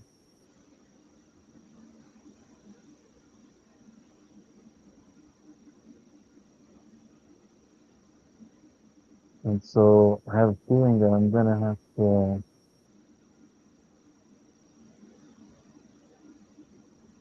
move this out a little bit.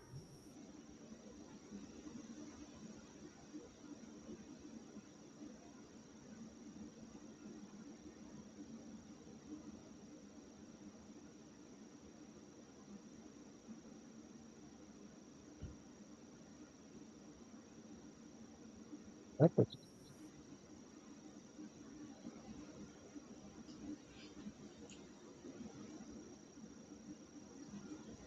Getting the arm adjusted. Yeah.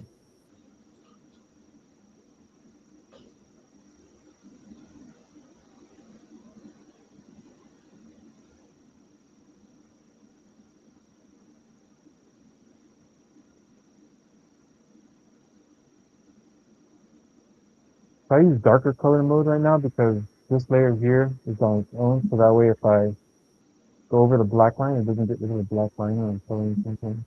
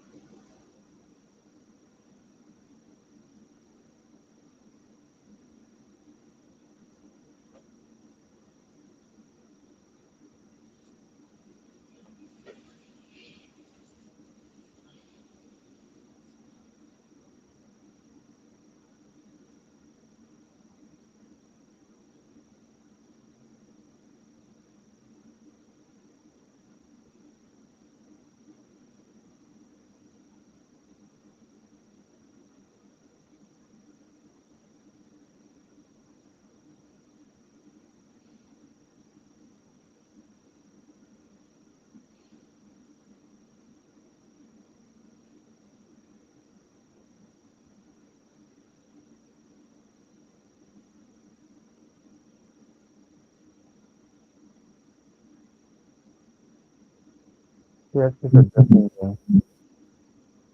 silhouette too. I'm not sure if those are gonna work. I'm probably gonna change the silhouette of that later, Okay. but it's just dropping that in to get some ideas.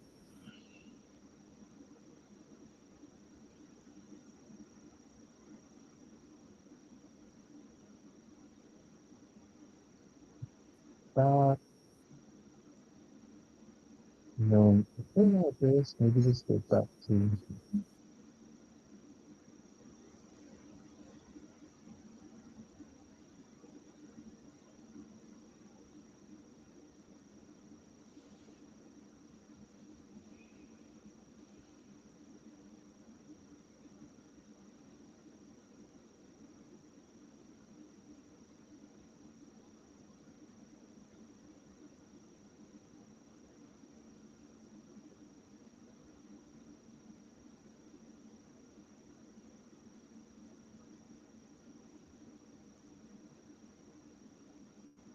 So this weapon here, I'm kind of styling it off of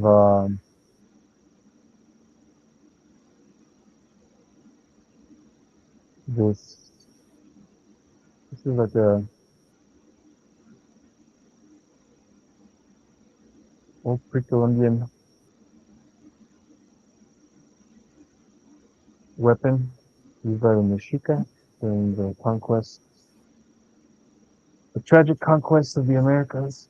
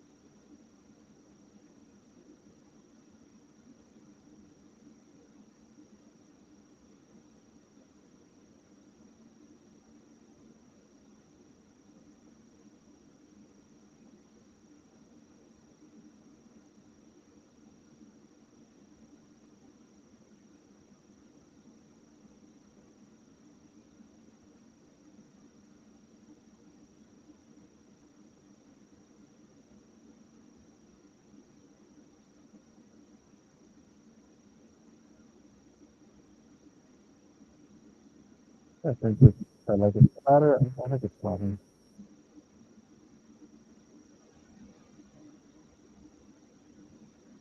Uh,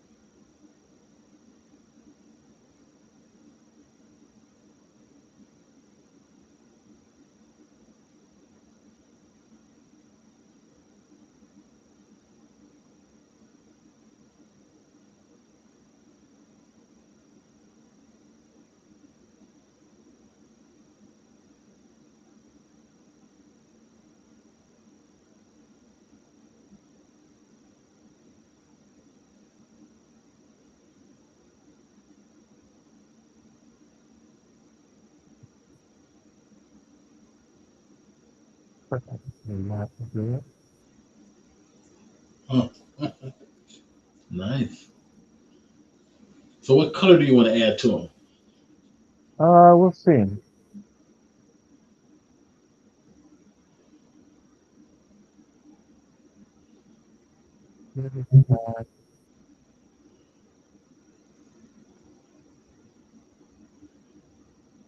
Take that as a cue that we got to move on. Because we got some color we can sample from the photographs, right?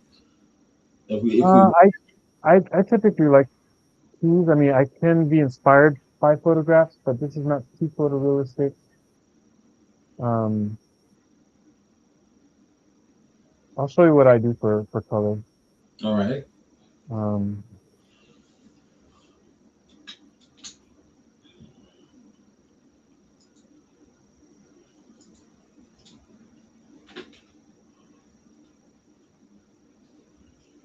Filling in some of these gaps here.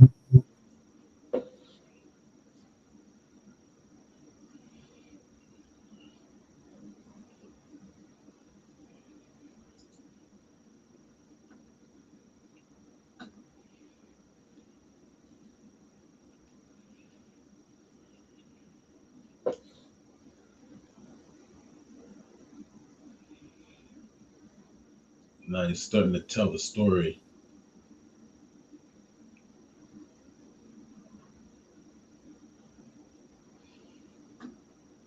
I like how that horn has some emphasis here, so I don't want to draw too much attention away from it.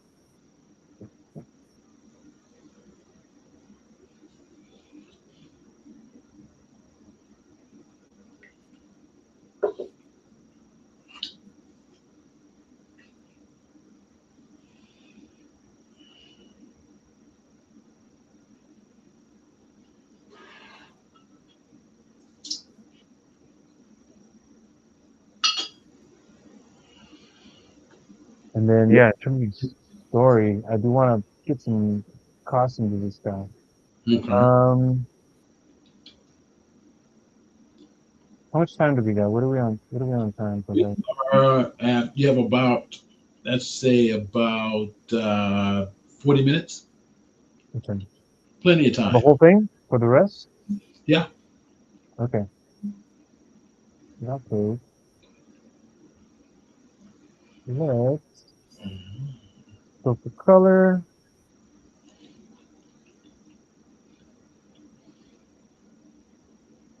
Using the colorize tool, and I typically like to find.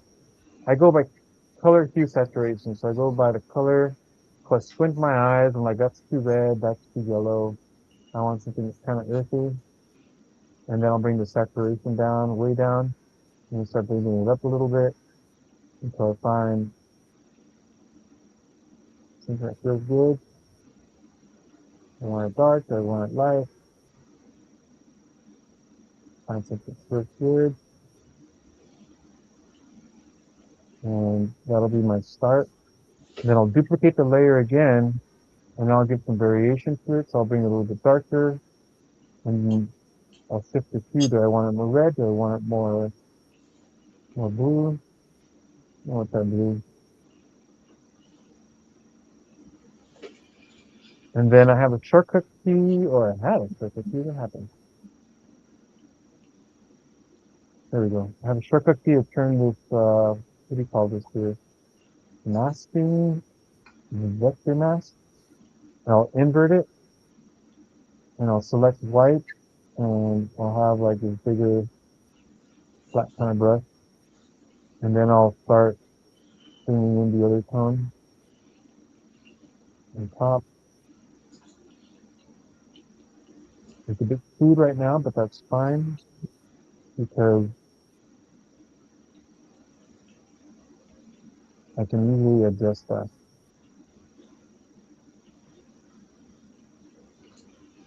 And I go back to this layer, and now I can either cut the opacity a little bit. That gives me something. All right, that's something. So what I'm gonna do here really quick is I'm going to get like a soft airbrush, and I'm gonna just give it some, I don't know, you might call like ambient diffusion kind of path. When did you So start when did you start establishing lighting? that's what I'm gonna do right now. Okay. So I'm going to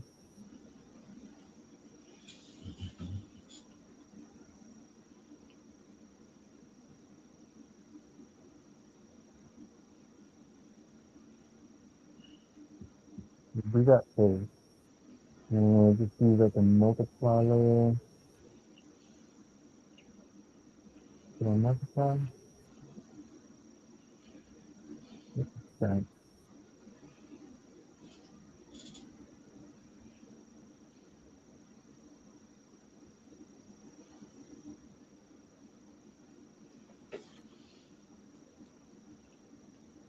Okay.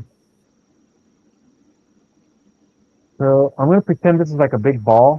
I'm just gonna light it like this. Give it some general lighting. Bring the opacity down a little bit. So Then I'm gonna, you're kind of richening down the edges so you can start getting some darks to produce a light. yeah, exactly. So it's basically like an ambient pass. So I'm going around the edges to kind of give a sense of volume. And it's a little, I'm gonna go from general to specific. So I'm just being very general right now.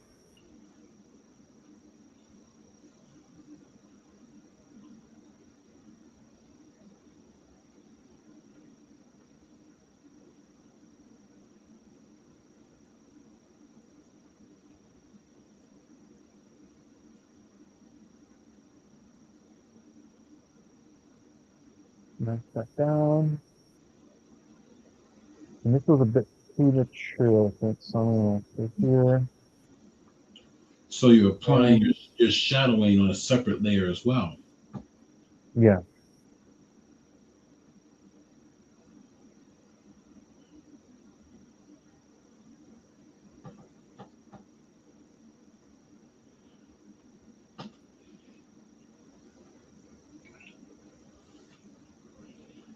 And something that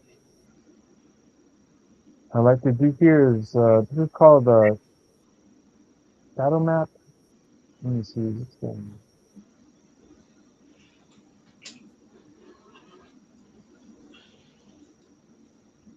Normal, maximize. So this here is going to be a shadow map. I'm going to just use this the lasso tool, and I'm just going to carve out like a definite shadow pattern.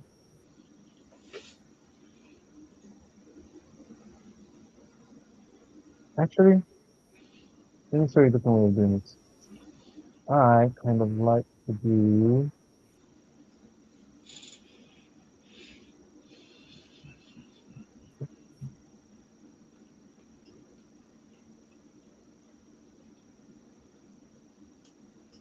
so we can build up here. I'm going to duplicate this layer. I'm going to use curve to darken this. Just going to drop that down. I'm going to create the mask. And now with the mask, I can just start carving out my So how shadow shapes.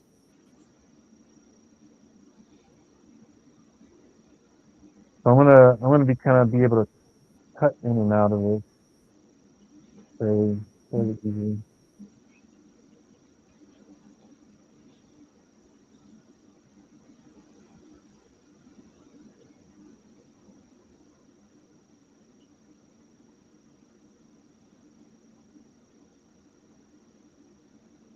all right, adding the shading in there, nice Hmm. strong blocking out shading. Hmm. And by hitting the X key, I can cut out the shadow. So if there's parts that I want to preserve, I can just go back and forth between that.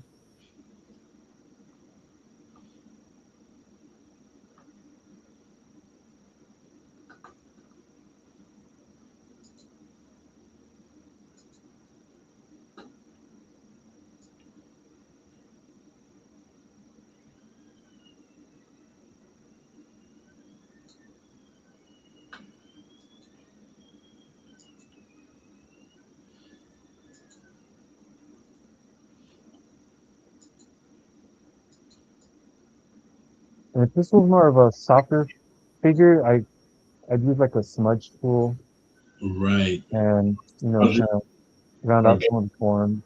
or Gaussian blur. Oh, I just use like a smudge brush, and wherever there's a form that's like softer, I can like turn it a little bit. It's a little fleshier, but then this guy is more stone type of leathery, so the sharper edges kind of feel down a little bit now.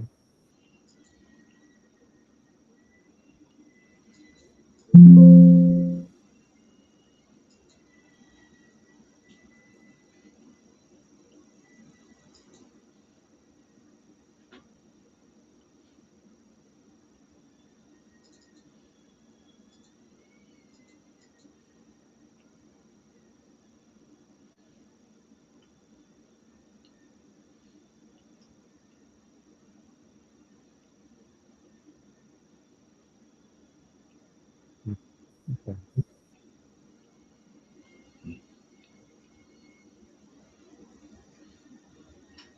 I'm gonna put this onto a multiply layer, and then I'm gonna change its color. So if I were to look at its colors here, I'm gonna try purple first. See what that does. Hmm. Very cool.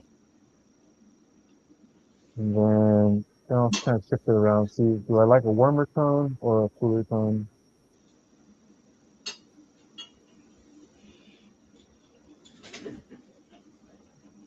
So I'll have to think about the light. So do I want cool light or warm light on it?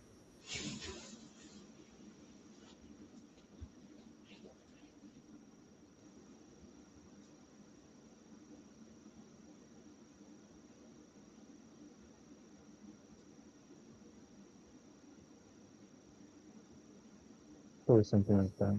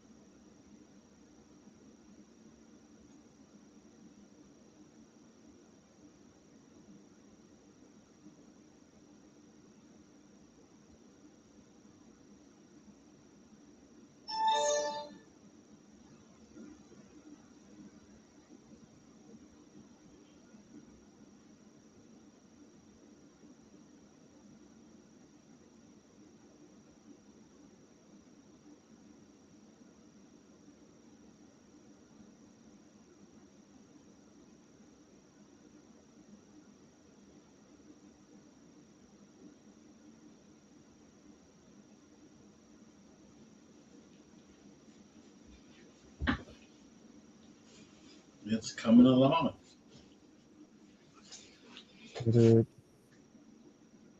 I had a shortcut. It didn't transfer over. Is it fade tool? Yeah. With a fade tool, I have it as Control F. Whatever you did last, you can kind of like fade it in. So I use the brush, kind of get rid of some of the sketchy line underneath. So I can kind of bring it back in a little bit.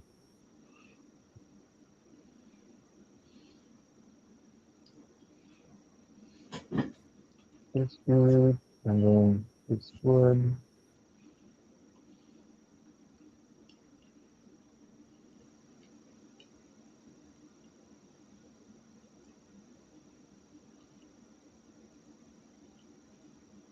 All right. So since we don't have much time, I'm just going to focus on the face a little bit. And then, what's the time? Oh my God. We go on to a win? When do we close this off? Did you have a question? Yeah. To say, When, I didn't hear that. Go say it again. Oh, when are we done with this live thing? Just so I know how to gauge myself. So we will be done about 12:45. So you've got about what do you have? About 40 minutes?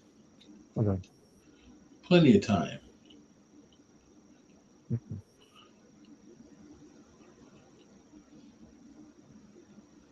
That way you can judge how fast you need to go. Yeah. So I'm noticing you're starting to speed up now, which even makes it more interesting, Yeah. because once you start pulling it together, all the little nuances are easy to spot. Yeah. Yeah. Thank you.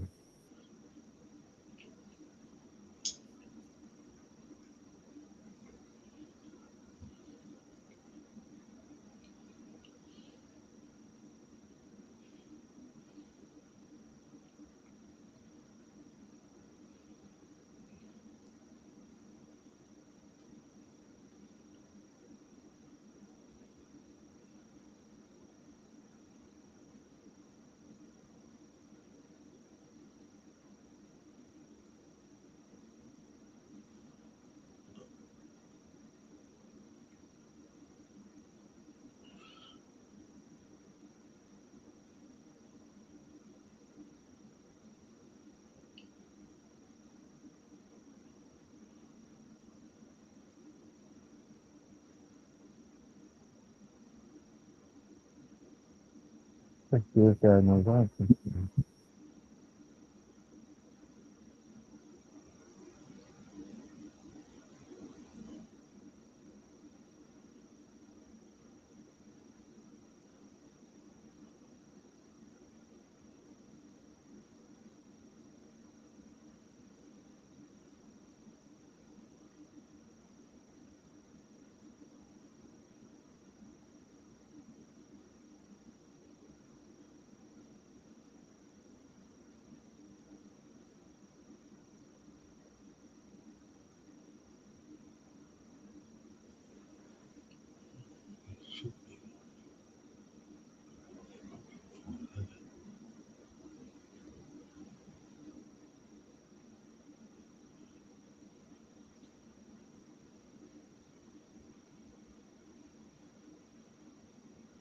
You want to get some sense of closure there. I'm gonna give this guy.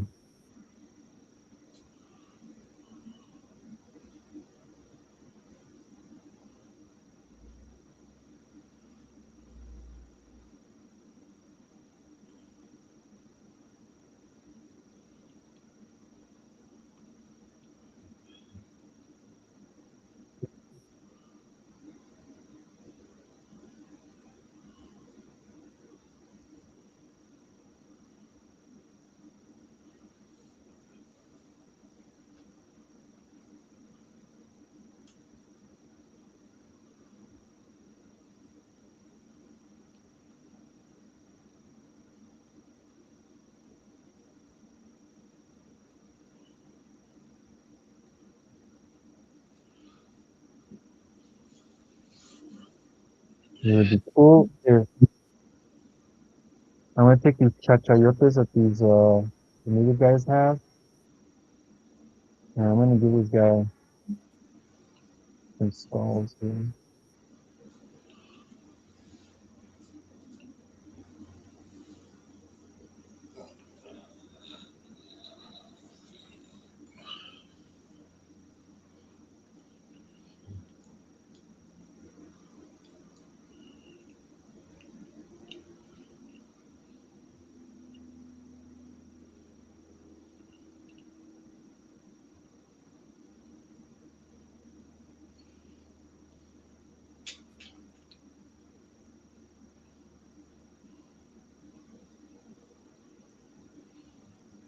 He's got a bunch of human skulls around his legs. Cool skulls.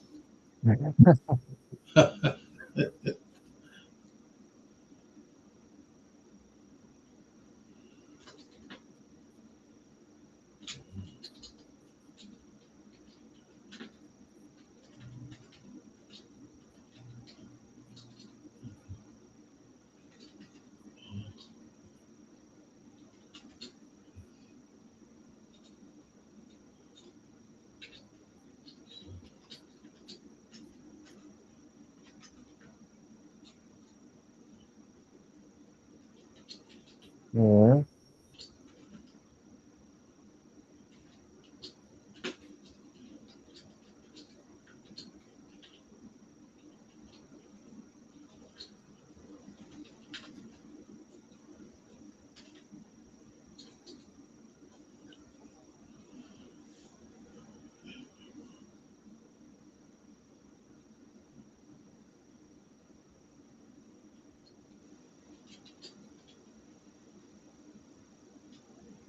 More interesting is his mouth position.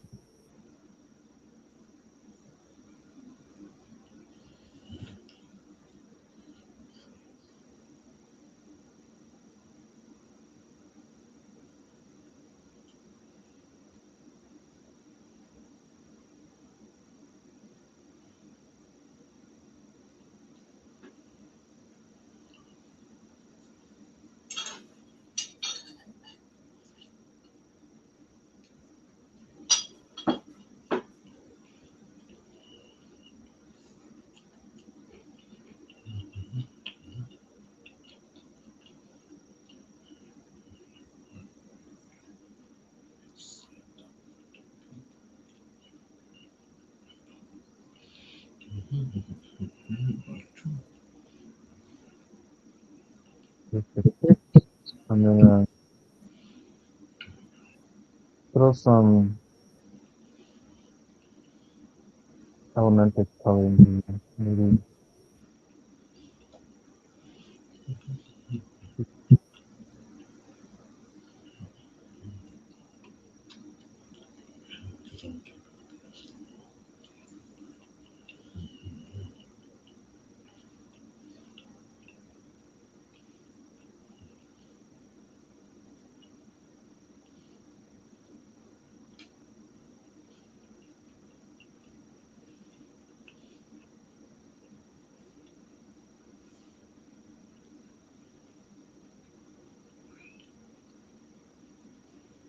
Yep, we got 30 minutes left. good.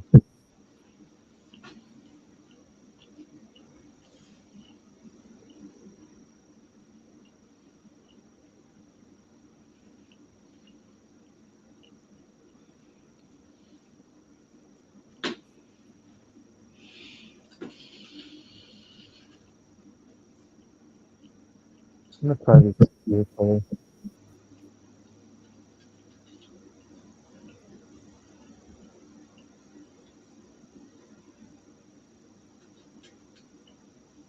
Um, uh, that's blue.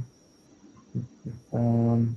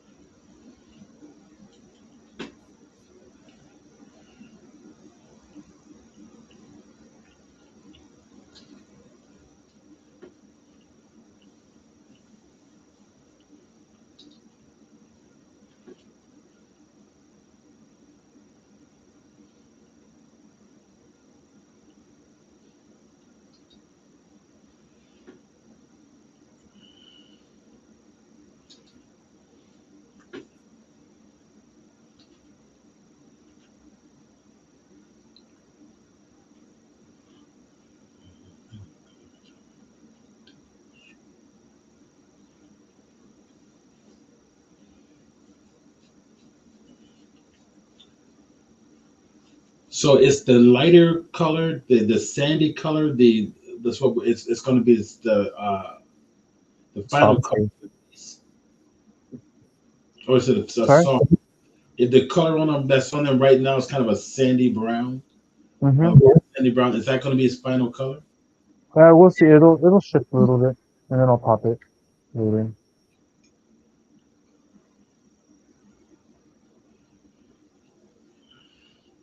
Let's see if there's some way to introduce.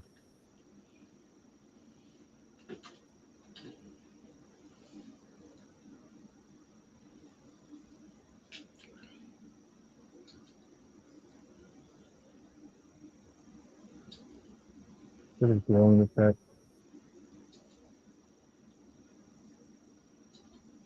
Let me know.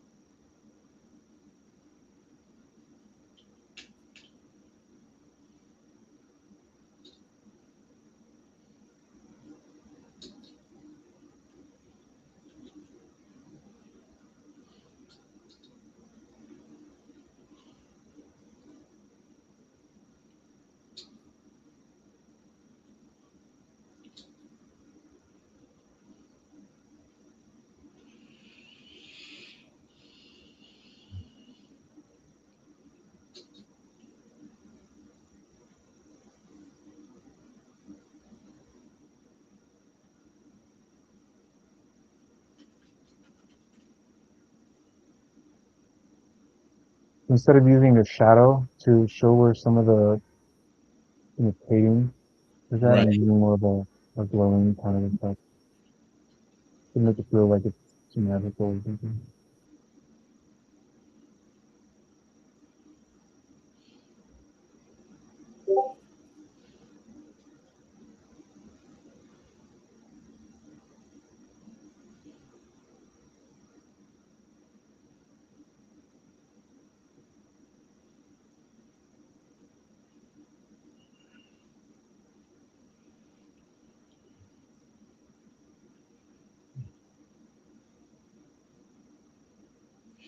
And Paulo, where do you live right now?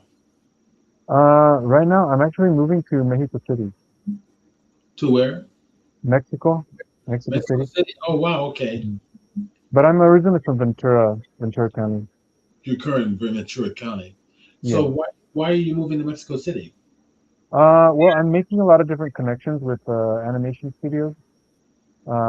So I'm looking to network with studios from Mexico, from Buenos Aires, Brazil. So I'm going to be traveling to all these different countries. Um, yeah, and just That's an making stuff happen. that's an awesome experience, man. Yeah, yeah, fun. Incredible Then experience, and getting the network with artists that have a variety of insights and different approaches to the same craft. yeah, exactly. Different industries as well. Just being able to work, you know, on a global platform is something that's very unique to our times.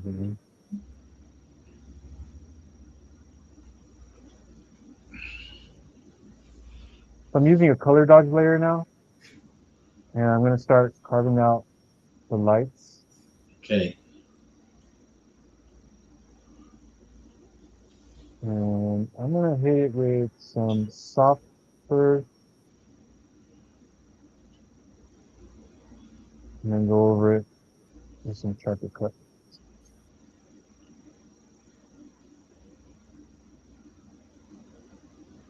So what brush are you using? It's just this kind of square pastel brush. I'm not sure if it's default in Photoshop. I got it from So somewhere. standard paintbrush. Yeah, it's like a squarish square brush. So you're working abstractly. Yeah, I'm kind of thinking of where the light's coming from and imagining like this is a sphere, like this is a ball. I'm just Mm. thinking of where the light's coming from and going really bold, and then I'll cut away with the smudge tool.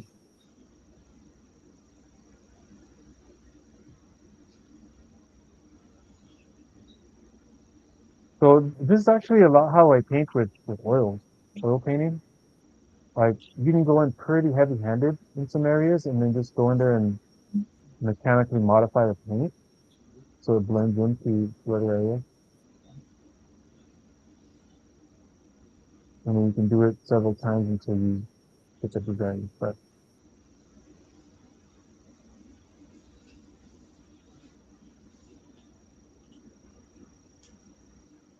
Highlights are accentuating the shapes. yeah,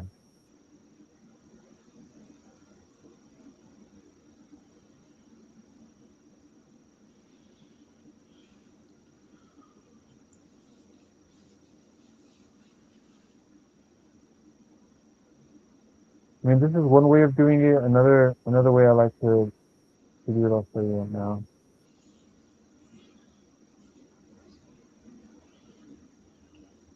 And just playing with the opacity, just to like make sure it's not too gray.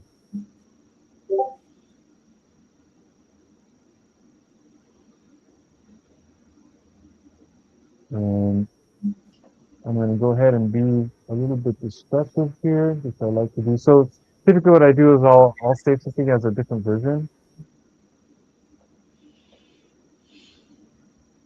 and that way I can go in and be a little bit more destructive in my approach, which allows me to be faster.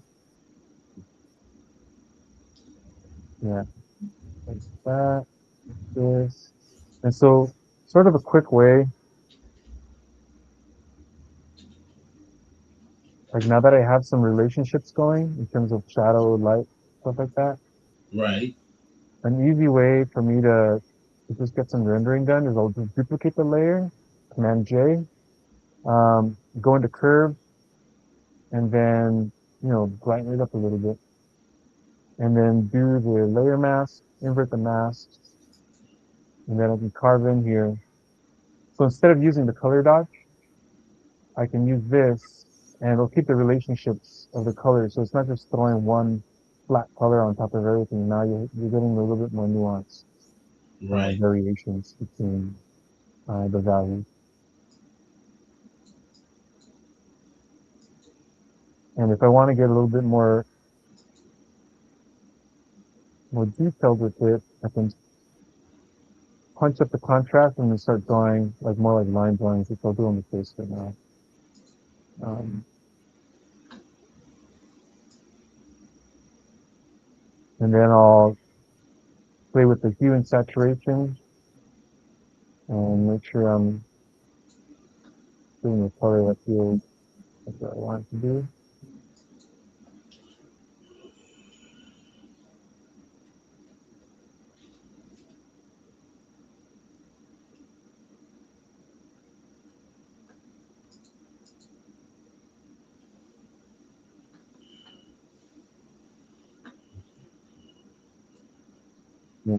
Kind of toggle between just to see what different set makes.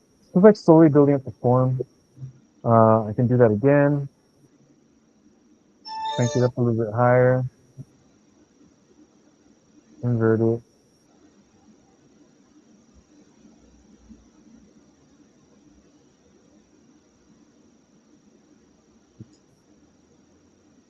I can get rid of this real quick. I'm going to get rid of some of these lines. I'm going to go a little bit lighter color.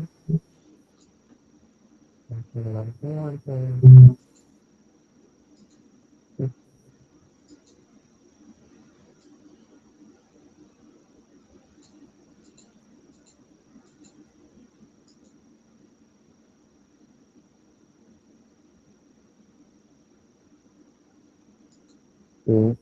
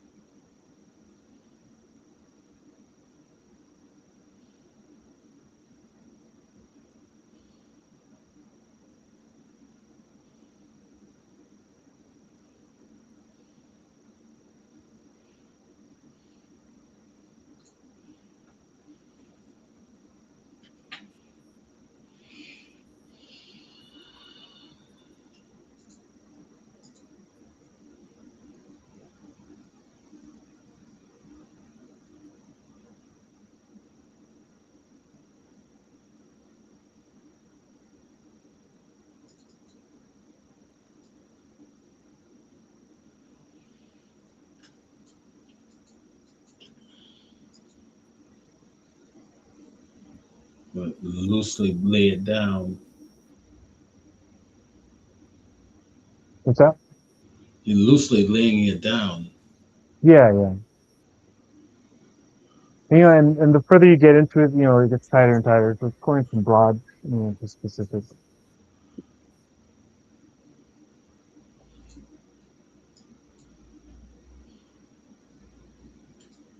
I'm just going to get that layer what I'm talking about.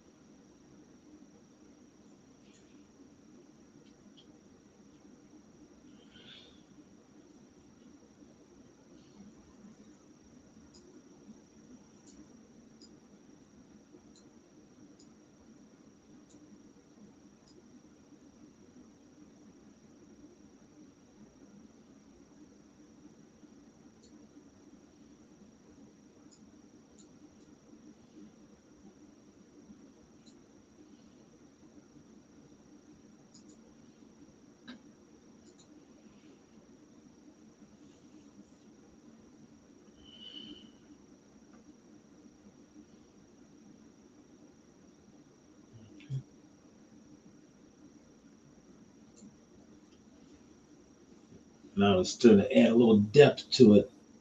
Mm-hmm. Cool. We got 15 minutes. Okay.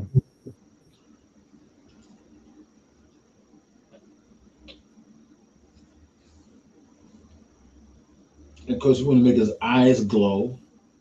Mm-hmm.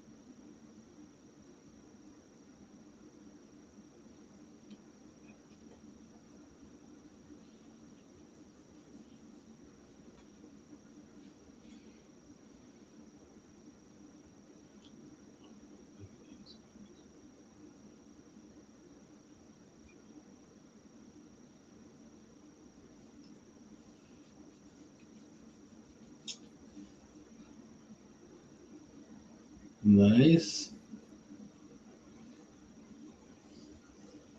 I'm still digging the skulls on his legs. Yeah. Mhm.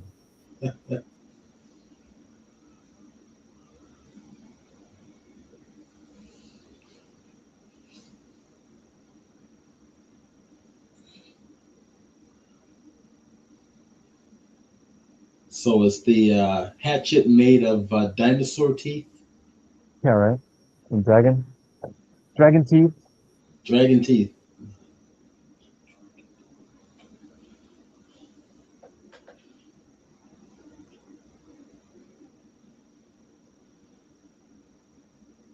So yeah, they're I mean the real ones from um the Mexicans were made out of obsidian, so they were sharp as razor blades. I mean, I'm sorry. That's gotta hurt. Yeah, supposedly they were able to chop the heads off the horses. Damn. Yeah, that's how sharp they were. They figured they can't get the rider, so get the horse, which will get the Yeah, riders. yeah. That's. I mean, you look at some of these weapons that these Samoans had. Mm-hmm. They're like wicked. Yeah, It's like you get hit by it anyway in any capacity. It's like you're gonna die, yeah, yeah, and more than likely a slow death. yes. Well, sometimes, yeah. I mean, they would have things so like you die from infection, you Right. know. So They it's would they would take feces of animals and lace it up, yeah, put it on their blades, kind of like yep, wicked. yep, brutal. It's like you fight those guys. It's kind of like, she's. They don't care. They just go after anything and everything, with Yeah, anything. And then you've got like the samurai warrior, which is almost like a clean cut, yeah. oh, clean and precise. So Tony made a comment here. Tony Hmm. Reese, let me actually bring it up here real quick. Let me find my cursor. And Tony Reese, Tony Reese says, "Great demo. I hope Steve will show us how to create the creature in Blender." Haha, nice. I teach the Blender. Obviously, everybody knows I teach the Blender classes, Yeah, and yeah. use the sculpting tools to make the rock texture brush and maybe demonstrate how to make skull brushes. Yeah. Yeah, we can do that. That's And a good Blender, right?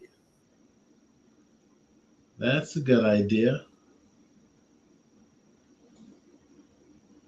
What's weird is StreamYard doesn't show. Oh, I see. Tony just came in.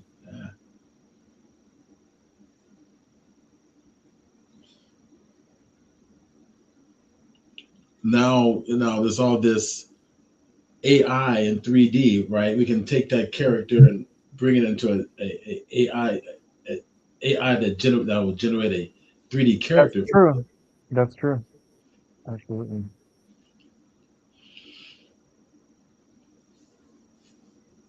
So what you would do is you would just take the character and just make sure he's on a transparent background, so you can export him out as a PNG. Correct. Yeah.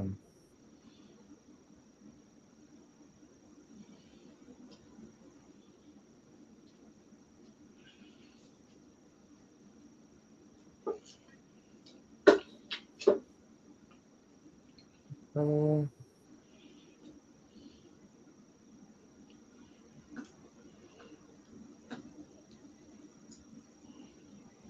we don't have too much time. We've got about 10 minutes. Then.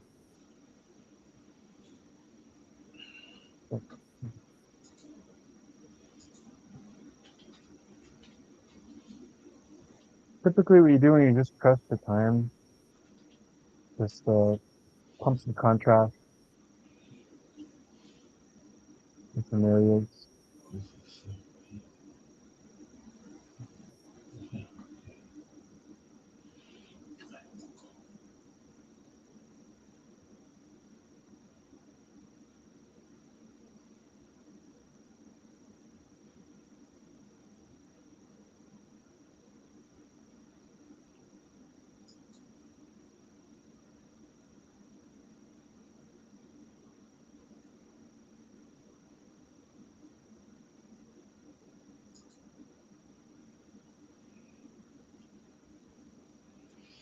Oh, okay, I lost it in. Along good.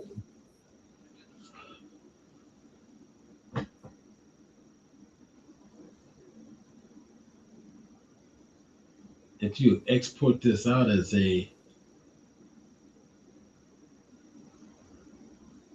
as you give me two exports out of this, I like to try this in an AI 3D program.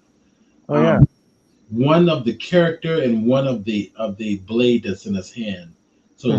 separate the blade from his hand, put Right, that in a separate layer, and then export them out each individually as 3D as PNGs. right. Doesn't this version of Photoshop have something like that? Like what 3D? Just like the AI stuff too. You're saying this stuff's built in. Like I said, this is my first time Yeah, but using I'm Microsoft. going to bring that to triple 3D, which actually is designed Oh specifically yeah, yes, triple. to create 3D content. Right. Exactly. Yeah, yes, Photoshop has AI built into it, but not for 3D. Adobe has made a decision not to include 3D within its software for Photoshop. Really, They took it out. really, I didn't know that. Yeah, because I remember there was a 3D options available, but I know that they bought out Substance Painter, correct Substance. right? And they refuse to integrate it with the rest of their suite. Really?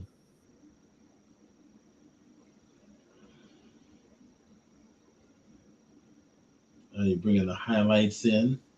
Yeah, it's some really fascinating.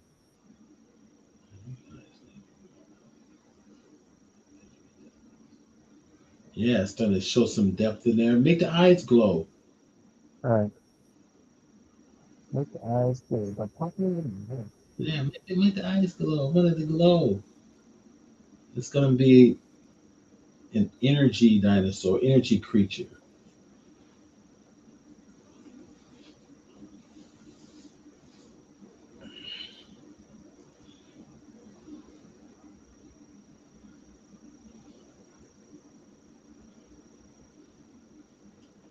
2000 blue here.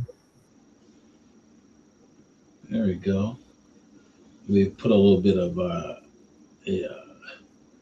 lens flare on the outside of his eyes. Yep.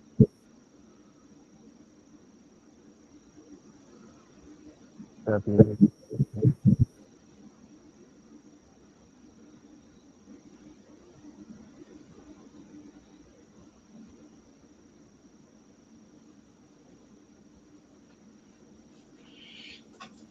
Maybe a little bit of a white dot in the middle of his eyes or something, Mm-hmm.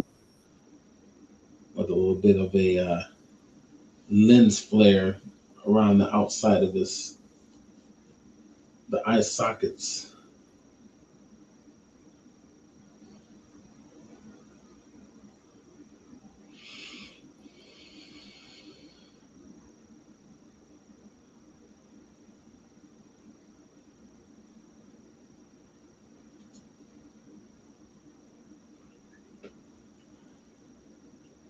Cool.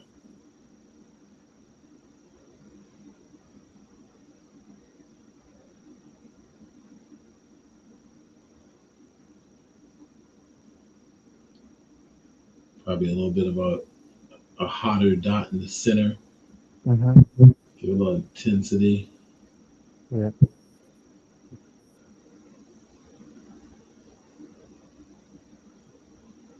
Nice.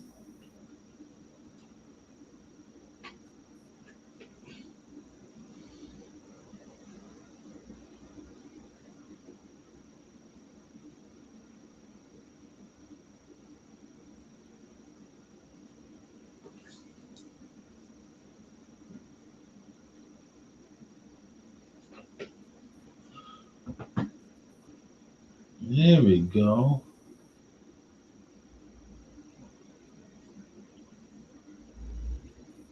Now we need just one big hot flare around it. Give me like a flare, like a. Like a giant circle around, like on a separate layer on top. Maybe make it a what blend mode we have in Photoshop? Not screen, but the other one, the Or dodge. color dodge. It's like a separate layer on top of everything, and hit it with a big wide circle. That's a color dodge. See if it'll.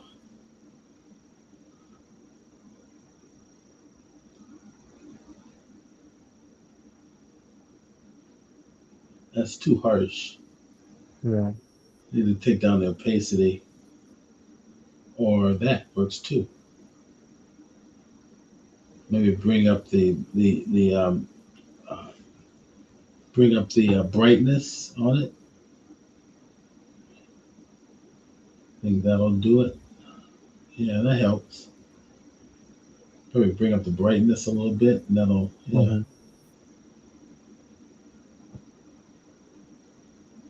Oh, that's cool. You use your warp tool much? Yeah. So, Awesome. Yeah, that's great.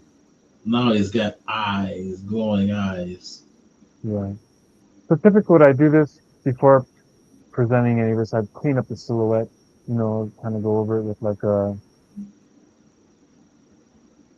cleaner line. Okay. So I'd probably end up with that.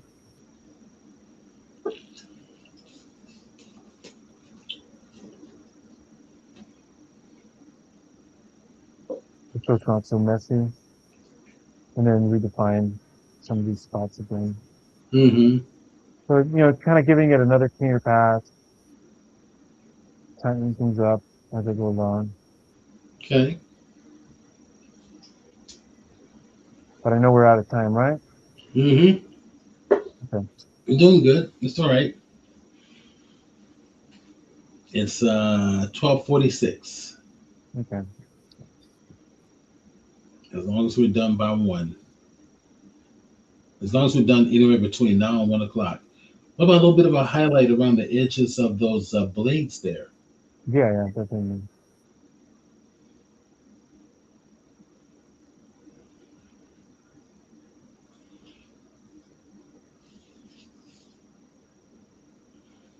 And plus, those blades are like, I mean, you see these weapons with all these bladed shapes on them, like swords. Hmm. It's kind of impractical because they get stuck in a human body once they get embedded in. Then it's hard to get it out. Hmm.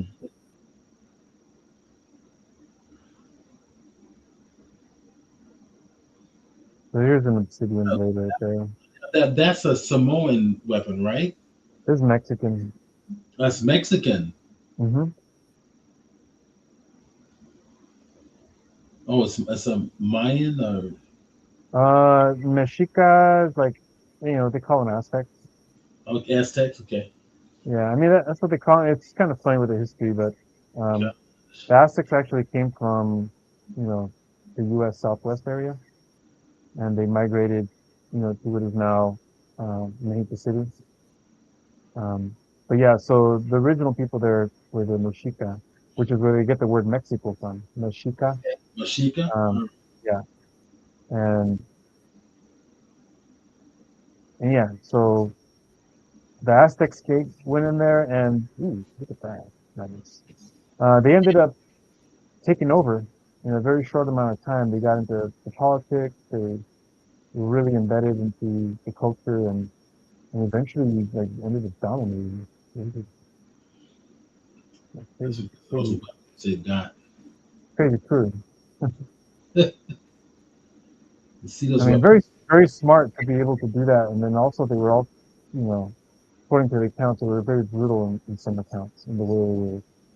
I mean, the psychological warfare. It's like, what the heck, dude?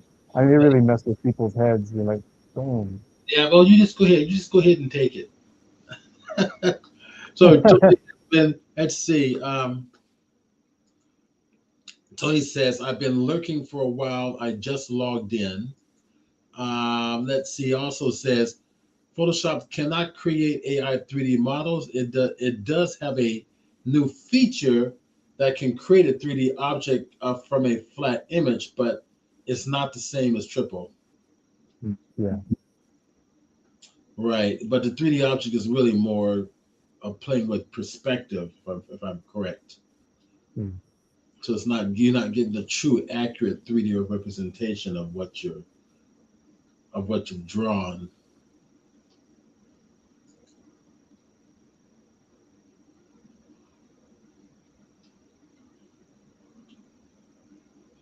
Okay. Nice.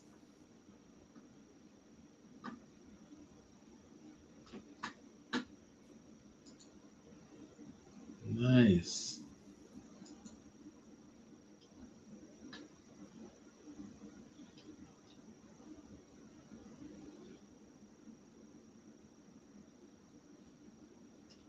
And what's really nice about this too is you can actually go get some rock textures Hmm. and blend it in with it. Yeah, correct. Yeah, do you have time to do something like that real fast? Yeah, let's see. I can actually grab stuff from here. Where's my rock texture? You got There we go. do a rock Well, texture. I can even grab this. Pop it in there.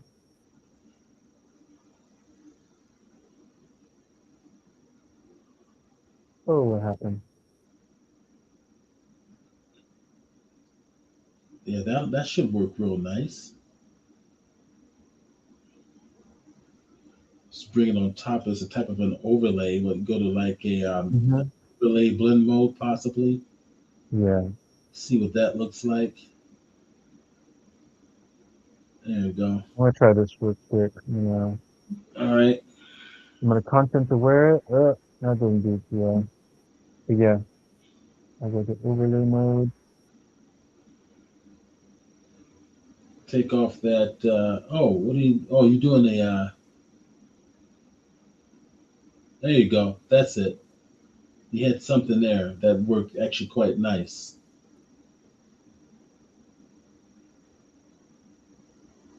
Something. Yeah, that could.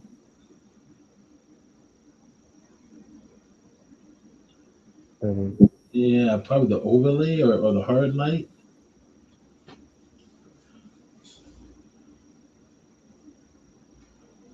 and then give it a black filled layer mask and just paint it in. Yeah, this is good too. Just Yeah. a work tool kind of works nice. I'm using the content aware function just to select some areas Okay. to expand the background here. So what's your procedure here? What are you doing? I'm making so this is what you're seeing. I'm making a selection. I'm hitting Shift Delete, and then you can choose what for it to do, and then I have content aware, and I just hit OK. And Good. it's in. And then I'm like, keep So it down. you're pasting it in there with shift V, with let's see, you said shift V? Shift Delete. Oh, Backspace. shift Backspace. delete. Shift backspace, yeah. Got it. And I'm not sure if my shortcut key is not working, but layer should be click now. Yeah, explain to your guests what shift delete is. So Shift Delete is just fill. It's going fill content aware. So it's under edit, fill, and then you Right. choose foreground color, whatever you want. But Right. Alt delete is filled with the foreground color. Controller command delete is filled with the background color. Shift delete is filled with content correct. aware. Yeah, and so I'm just making a selection and then hitting fill content aware. Um, and then I'm gonna create a mask for it, and then I can either invert it and then bring it in. Do that. And just bring it in wherever I want that rock texture. Wherever you want it. Probably another texture with a lot more pronounced, Mm-hmm. you know, um, cracks in it might work nicer, but that works too. Yeah, yeah. It's just quick and dirty.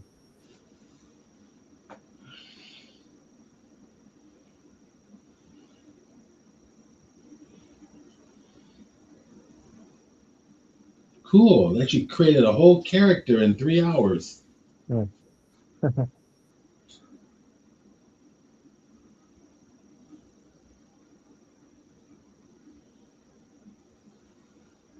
Yeah, email me a PNG of this and the weapon, and I'll Okay. do a 3D character from Triple and send it to you. Right.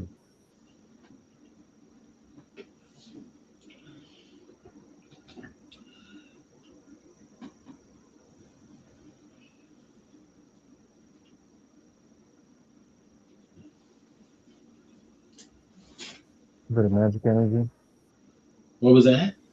a bit of magic aura. Yeah, Magic Aura. I love that. Make the edges glow. Mm-hmm.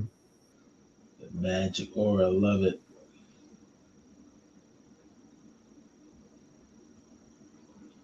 Well, thanks, Steve, for bringing me on. And yeah, it was a pleasure meeting you over at WonderCon. And Great.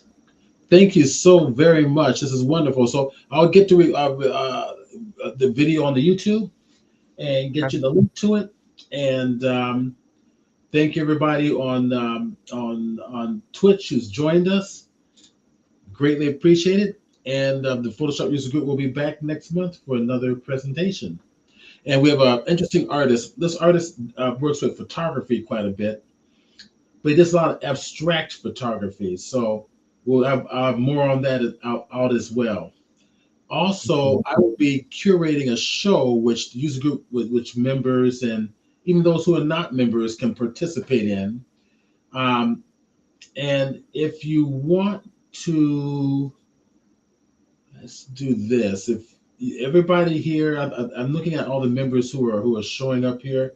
They're on my mailing list already, but just keep your eye on the mailing list, and I'll have more details on that that way as well. Um, okay, so that's it. I can't think of anything else to announce. Thank you again, Paula. You were wonderful. yeah, So, thanks a lot. It's been a pleasure. and I'll say goodbye to everybody on Twitch, and